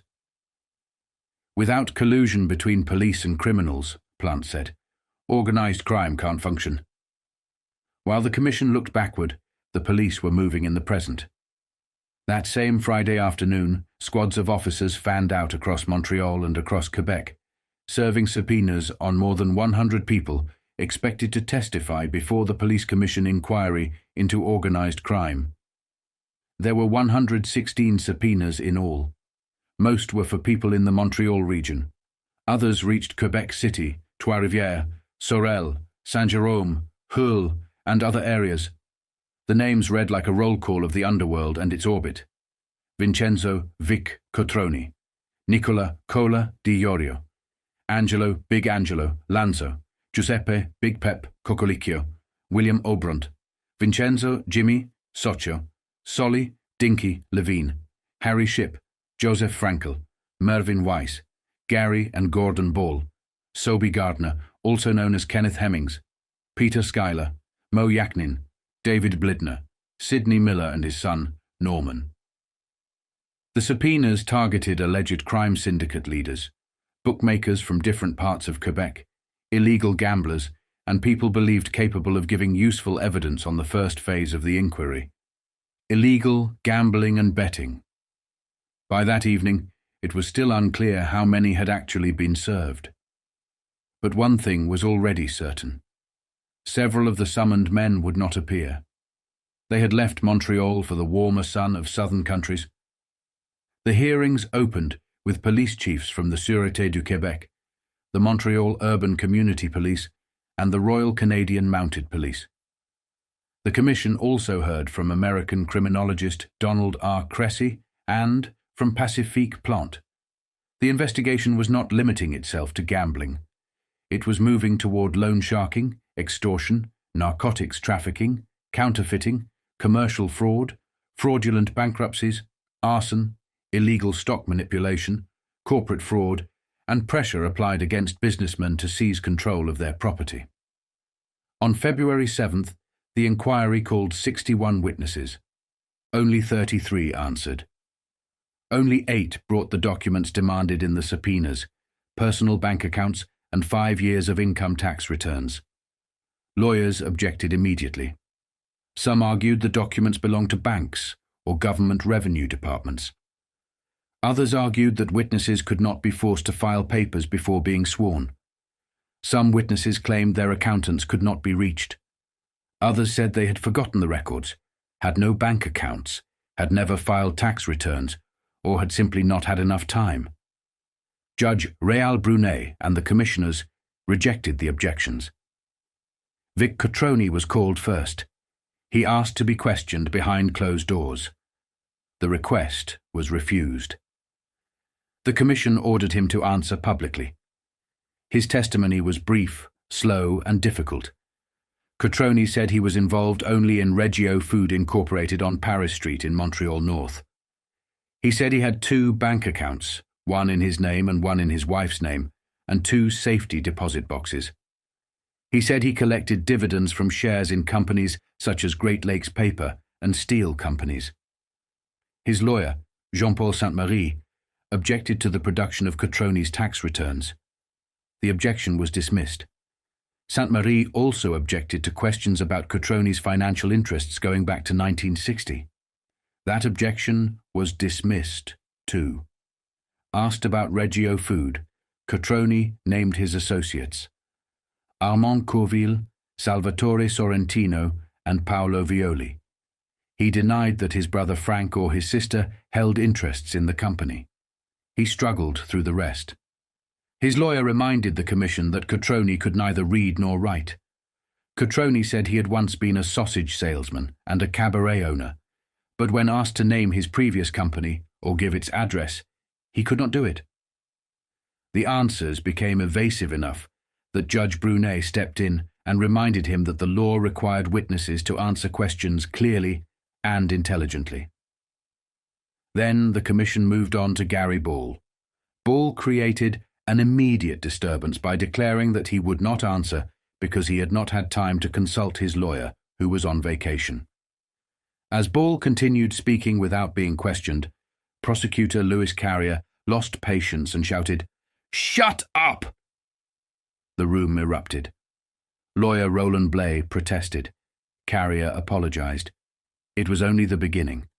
The inquiry had opened with old files, campaign lists, dead enforcers, missing gangsters, police collusion, and the names of men who had shaped Montreal's rackets for decades.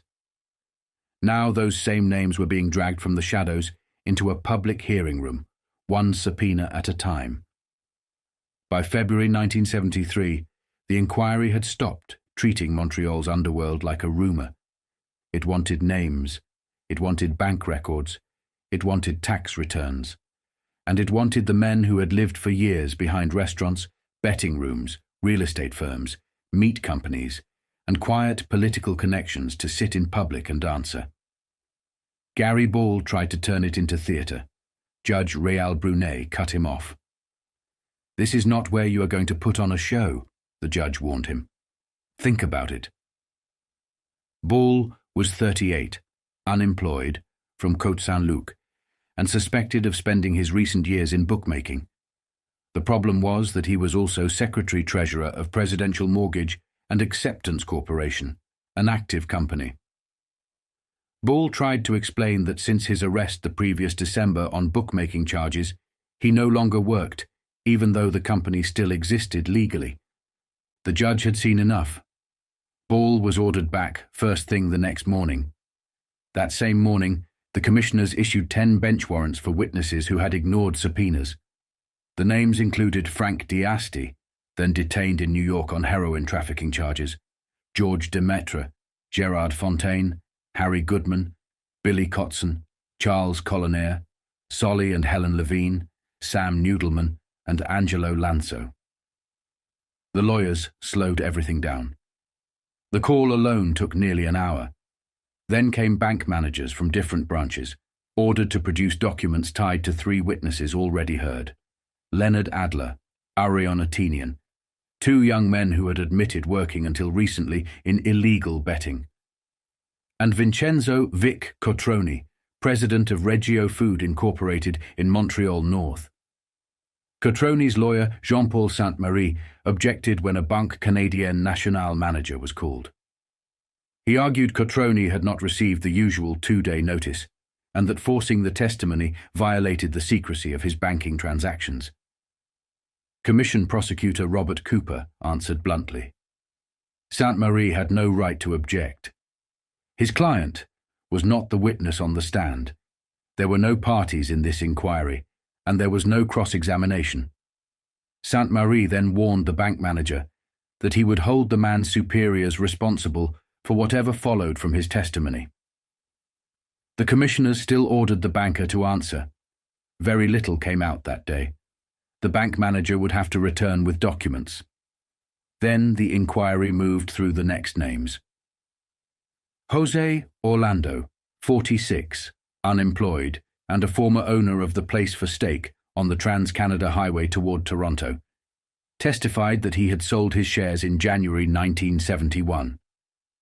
His partners had been Philip Bell and George Namaroff. Orlando also admitted knowing 2 Boston men, Pat Rossetti and Clifford Asare, though their connection to illegal gambling remained unclear. Vaughan Ralston, 44, a real estate agent with North American expansion, admitted he had previously been involved in the fraudulent sale of mining shares. He also said he had made a sale the previous year for Beaumark Development and Research Corporation, a company in which former bookmaking king Harry Shipp was alleged to have interests. Then came the Arvanitakis brothers from Verdun. Demetrios and Kostas said they had owned the new Verdun restaurant since 1955. Demetrios added that he sold his share to his brother in 1969, spent 2 years in New York working as a bartender, then returned and bought Café André. Finally came Maurice Huot, 47, owner of a distribution business in Saint-Jérôme. Huot did not dance around the truth. He admitted he had spent about 10 years living off the profits of bookmaking. He said he had stopped a year and a half earlier and asked the commissioners not to publicly reveal the names of certain Saint-Jérôme people or his present company, saying it would cause him serious harm. In Saint-Jérôme, he said, just coming here is terrible. The commissioners ordered him to answer anyway. Huot owned a property valued at $9,500, about $87,000 in 2026 value, and held a $20,000 mortgage on another property and a $10,000 mortgage on a restaurant. Together, those mortgages were worth roughly $275,000 today. Judge Marc Cordeau asked whether all his assets came from bookmaking. Huot said no. Early on, his yearly profits had been almost ridiculous, and he had also been a heavy gambler himself. He identified Jean-Paul Rollin, another coming witness, as a bookmaker with whom he had done business. A man who owed him $35,000, more than $300,000 in 2026 value. Huot also admitted past dealings with Mo Yaknin. This was how the inquiry worked. It pulled one man in, then another name came loose. A bookmaker named a lender named a restaurant led to a mortgage led to a company. The map expanded by inches. By June, Vic Cotroni was back under the lights. This time, the questioning came from Charles Cliché, and the subject was money.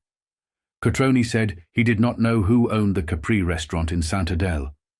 Cliché showed him documents proving that Cotroni himself owned it. Cotroni said he did not know his interests in Arvin Limited.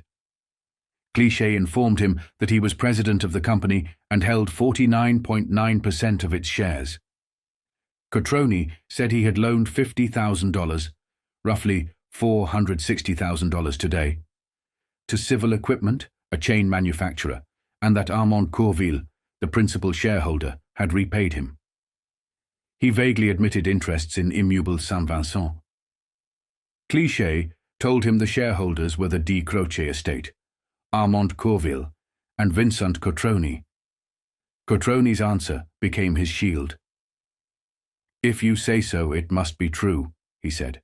"I don't know. I can't read or write. I trust Mr. Corville. He admitted holding shares in Imperial Oil, Canadian Pacific, Noranda Mines, Bathurst Paper, and other companies. He said he had loaned $10,000 to Louis Greco for a building, around $92,000 today, and that the loan had brought him $40,000 in return, roughly $370,000 today. He also said he had loaned $7,000 to Irvin Limited in 1966 and $17,500 to Reggio Food the same year. Then Cliché cut in. Cotroni's 1966 income tax return showed total income of $4,174. About $39,000 in 2026 value. Was that accurate? Yes, Cotroni replied. If that's what is written, that's perfect. It wasn't a good year, you see. The room laughed. Cotroni denied influencing anyone's testimony before the inquiry. He said he had not needed advice from anyone himself. Asked about a meeting at Jimmy Soccio's, he said he had only been interested in the organized crime inquiry. We want to know what is going on, you understand, he said. He then offered the court a statement of personal principle. Lying disgusted him. Once he discovered someone lied, he said he never spoke to that person again. The laughter came again when the subject turned to loans. Cotroni acknowledged lending money to various people, including $22,000 to a man named David Dorsman, without security, roughly $200,000 today. He said he was only doing favors for people he trusted. Then he offered the same service to Cliché. If the prosecutor ever needed money, Cotroni said, he was prepared to help. The packed room laughed, but the numbers still stood there. The man who claimed a modest taxable income moved money through restaurants, real estate, public companies, private corporations, loans, mortgages, food businesses, and old underworld associates. Armand Courville followed him and confirmed much of the testimony. Courville said Cotroni earned $25,000 a year as president of Reggio Food, about $230,000 today, plus a $10,000 bonus, roughly $92,000 today. He said Cotroni trusted him, but insisted he kept Cotroni informed of all his affairs. Jimmy Soccio also appeared.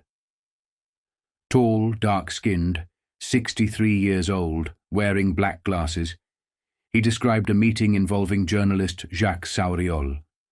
He said he was unemployed and had not seen Di Iorio, Dasti, and others for several months.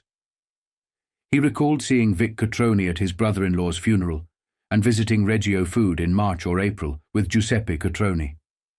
Cotroni and Soccio were ordered back when the inquiry resumed in September. But before that could happen, the Saulnier tapes exploded.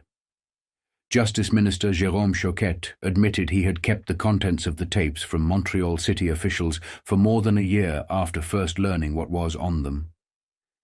He said he had been told about the recordings shortly after Jean-Jacques Saulnier became Montreal police director in April 1971, but did not inform city officials until after Saulnier was suspended a year later. Choquette said he had been astonished by the city's choice of Saulnier, but he did nothing for months until press reports forced him to order a police commission inquiry. That inquiry later found Saulnier unfit to serve as police director, and he was suspended on full pay.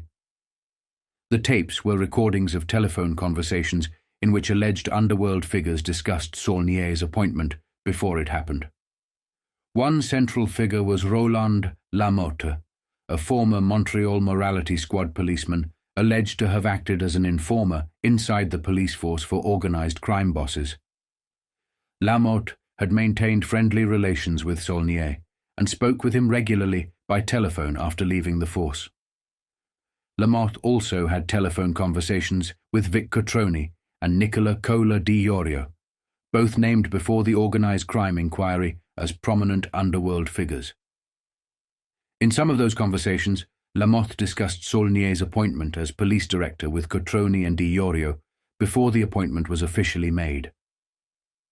At first, Choquette refused to say what the men had said. Under questioning from Parti Québécois member Robert Burns, he finally said that while he did not want to draw conclusions, the men appeared not unhappy about the appointment. That phrase landed hard, not unhappy. It was the kind of phrase that said almost nothing in legal terms and almost everything politically. Choquette defended his secrecy by saying that revealing the recordings would have exposed about 20 listening devices and jeopardized a major police investigation into organized crime. That investigation, he said, had helped close a gambling house on the south shore of the St. Lawrence, produce a criminal conviction in New York, generate other court cases, and supply information on organized crime. But he never fully explained why the tapes were not used earlier, why city officials had been left uninformed, or why the same recordings were considered too inconclusive for a public inquiry, but important enough to privately convince the Public Security Council not to restore Saulnier to duty. When asked why he had kept the information secret for so long, Choquette only shrugged. I had my reasons.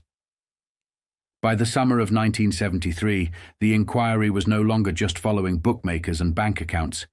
It was pressing toward the police department itself, toward political appointments, toward leaked tapes, secret wiretaps, and the possibility that men identified as underworld figures had advanced knowledge of who would run Montreal's police.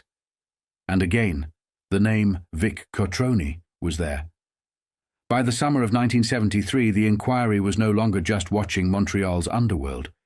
It was turning the lights on the police department itself. The Saulnier tapes had changed the whole atmosphere. According to Le Devoir, only weeks after Jean-Jacques Saulnier became director of the Montreal police, he spoke by telephone with Roland Lamotte, a former policeman from the morality squad known in underworld circles as Frenchman. Lamotte was suspected of being the link between Saulnier and the city's criminal world. The call lasted 21 minutes. Neither man knew the conversation was being recorded by Sûreté du Québec technicians working with the Royal Canadian Mounted Police under Project Vegas, a major investigation into heroin trafficking and illegal gambling houses.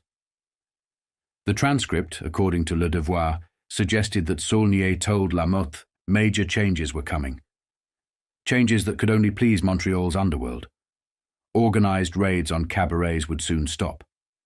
Certain officers who had pushed the crackdown on organized crime would be dealt with. The morality squad would be reshaped.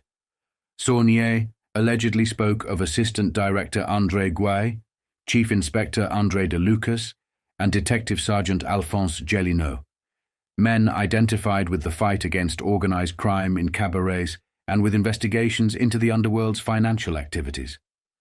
Of Gouay, Saulnier allegedly said, "The big fool, my next-door neighbor, will calm down." Lamotte asked how the pony was working, a reference to the morality squad. Saulnier allegedly answered that the new man was not troublesome, asked the time, and understood quickly. Days later, according to the report, organized raids were cancelled, divisional morality squads were dismantled, and the Central Morality Squad was brought under tighter control. The calls did not stand alone. Le Devoir reported that Lamotte regularly spoke with underworld figures before contacting Saulnier. As a rule, before calling the police director, Lamotte would speak with men such as Romeo Bucci, Angelo Lanzo, or Nicola Cola di Iorio to find out whether they wanted specific information. They wanted to know when the raids would stop. They wanted to know whether next operations were planned. They wanted to know what was coming. Many of Lamotte's calls were made from the restaurant of Blackie Bisson, a figure long known to organized crime investigators and an old associate of Lucien Rivard. Bisson was also close to Di Iorio. In 1958, the two had been linked to a blind pig at 1202 Saint Laurent Boulevard, later closed by liquor police after Le Devoir exposed it. Police had suspected Bisson of narcotics connections, even then. The tapes also included conversations between alleged mafia leaders themselves about Saulnier's coming appointment. In one exchange, Di Iorio and Vic Cotroni appeared to discuss the future choice of Mayor Jean Drapeau before it had been officially announced. "It can't be," Di Iorio said. "Of course it can," Cotroni answered, "even if it's unbelievable." Then both men laughed. In another call days later, Angelo Lanzo told Di Iorio that organized cabaret raids would stop as soon as the new director was appointed. "Then we'll be able to breathe," Lanzo said. "Who told you that?" Di Iorio asked. Lanzo told him to pass it on to the old man. The old man was Vic Cotroni. Justice Minister Jérôme Choquette later admitted the recordings smelled bad and created doubt, even if they did not offer clean legal proof. But the scandal did more than embarrass the government. It shook the machinery of the inquiry itself. Saulnier broke his silence in August. He said he was the victim of a vicious plot by senior Montreal police officers who had resented his appointment and wanted to squeeze him out of the director's chair. He claimed there had been a power struggle inside the department after Marcel Saint-Aubin retired, and that his enemies had gathered information, tapped his phone, forced a Quebec Police Commission inquiry, and removed him without producing hard evidence. "They got what they wanted," he said. Saulnier denied helping the Underworld. He admitted speaking to Lamotte by telephone, but rejected the idea that he was carrying messages for organized crime.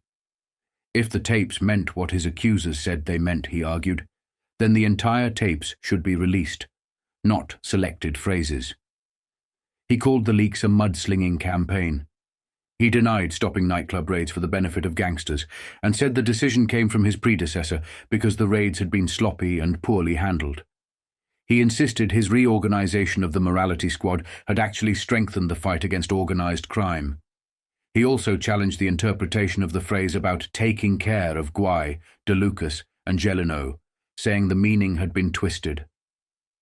The only fair way, he said, was to hear everything word for word. By September, the damage to the inquiry was obvious.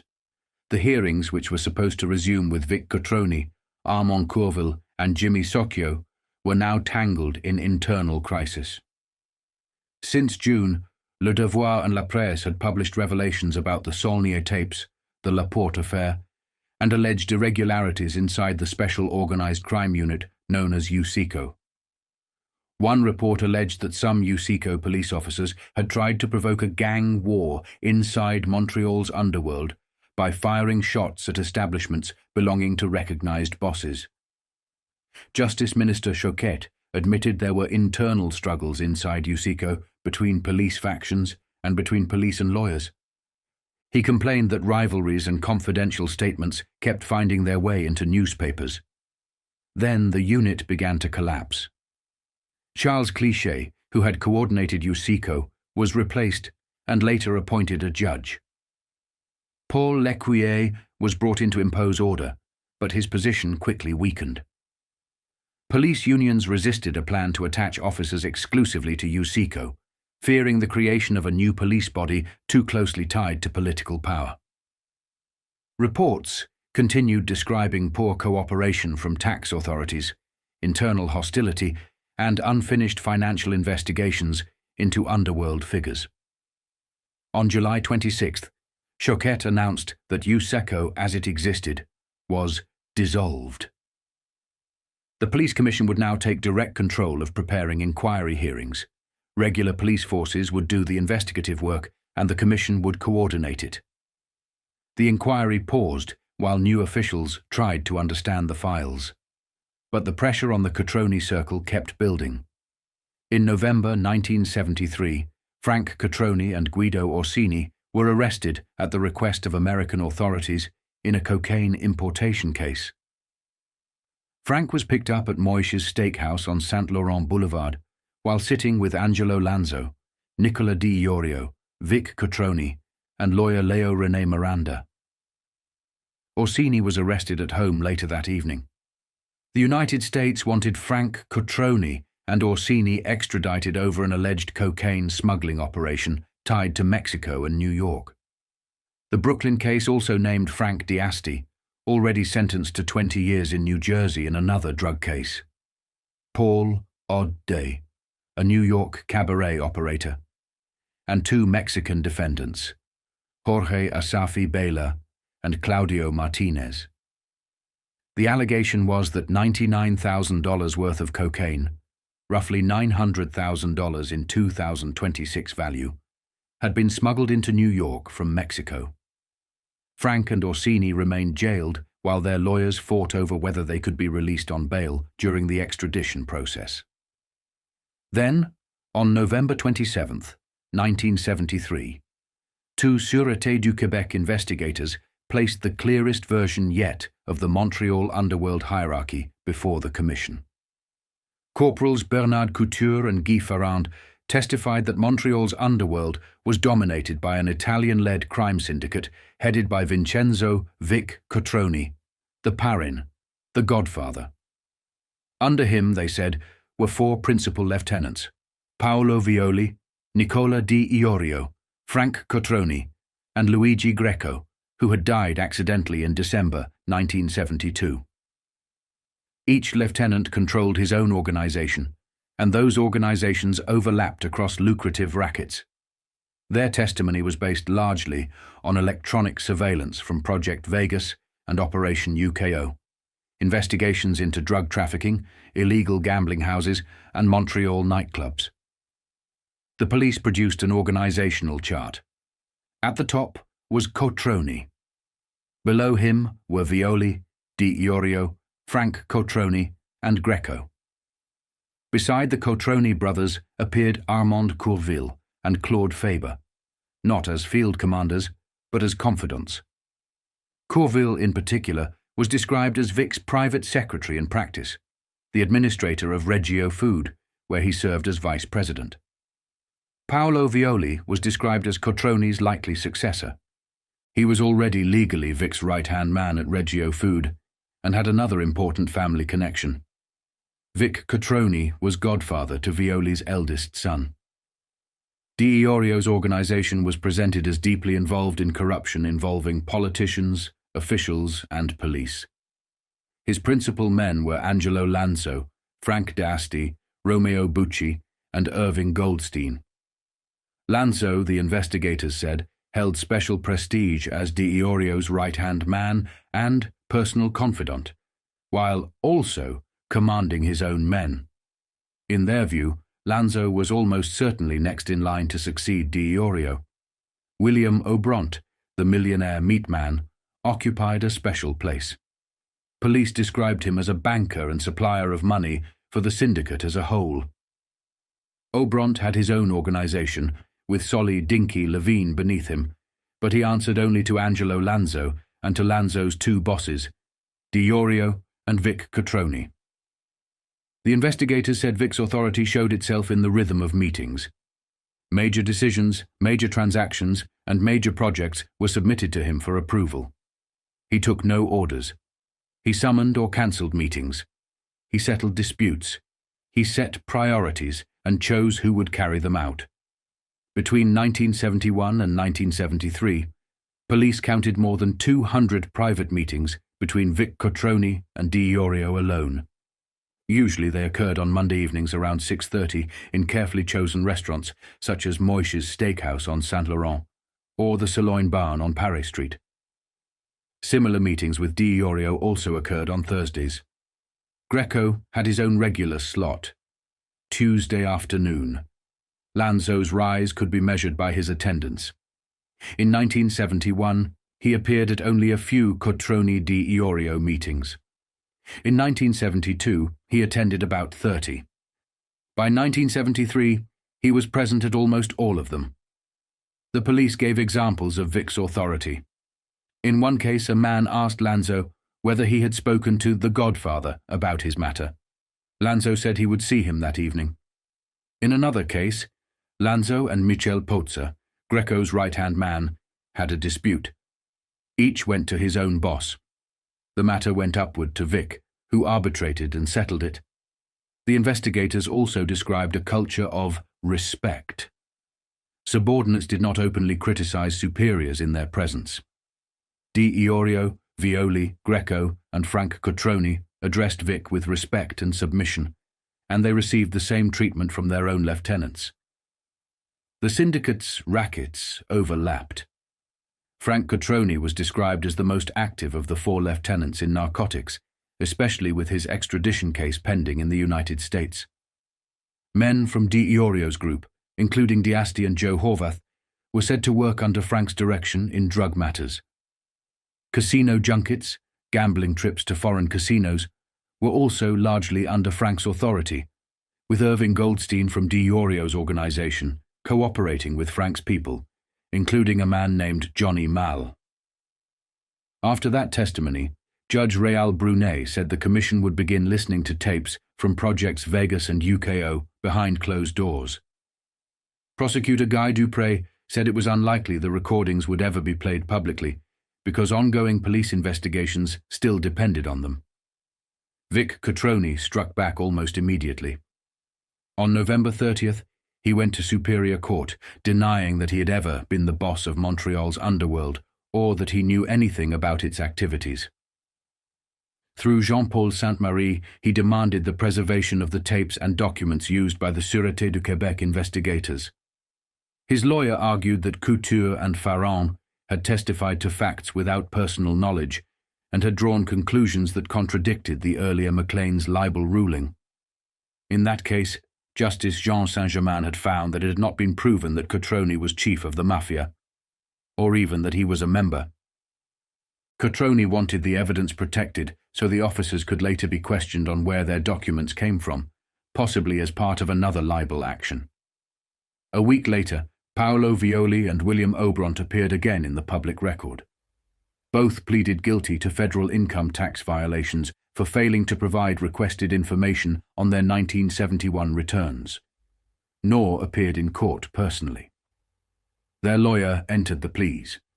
Each was fined $200, roughly $1,800 in 2026 value, and given 60 days to pay or face 15 days in jail. The fines were minor. The labels were not. The Organized Crime Inquiry had identified Aubront as a ranking underworld figure and financial backer. It had identified Violi as the head of one of the 4 crime families operating in Montreal and the man being groomed to take power after Vic Cotroni's death or retirement. Violi was vice president of Reggio Food, the spiced meat company headed by Vic Cotroni. The legitimate business and the alleged criminal hierarchy were now being described in the same breath. And by the end of 1973, that was the real story. The old wall between Montreal's public life and its underworld had begun to crack. Police directors, political appointments, wiretaps, restaurants, meat companies, bookmakers, cabarets, cocaine indictments, and crime family charts were no longer separate files. They were one map. And at the top of that map, according to Quebec's own investigators, stood Vic Cotroni.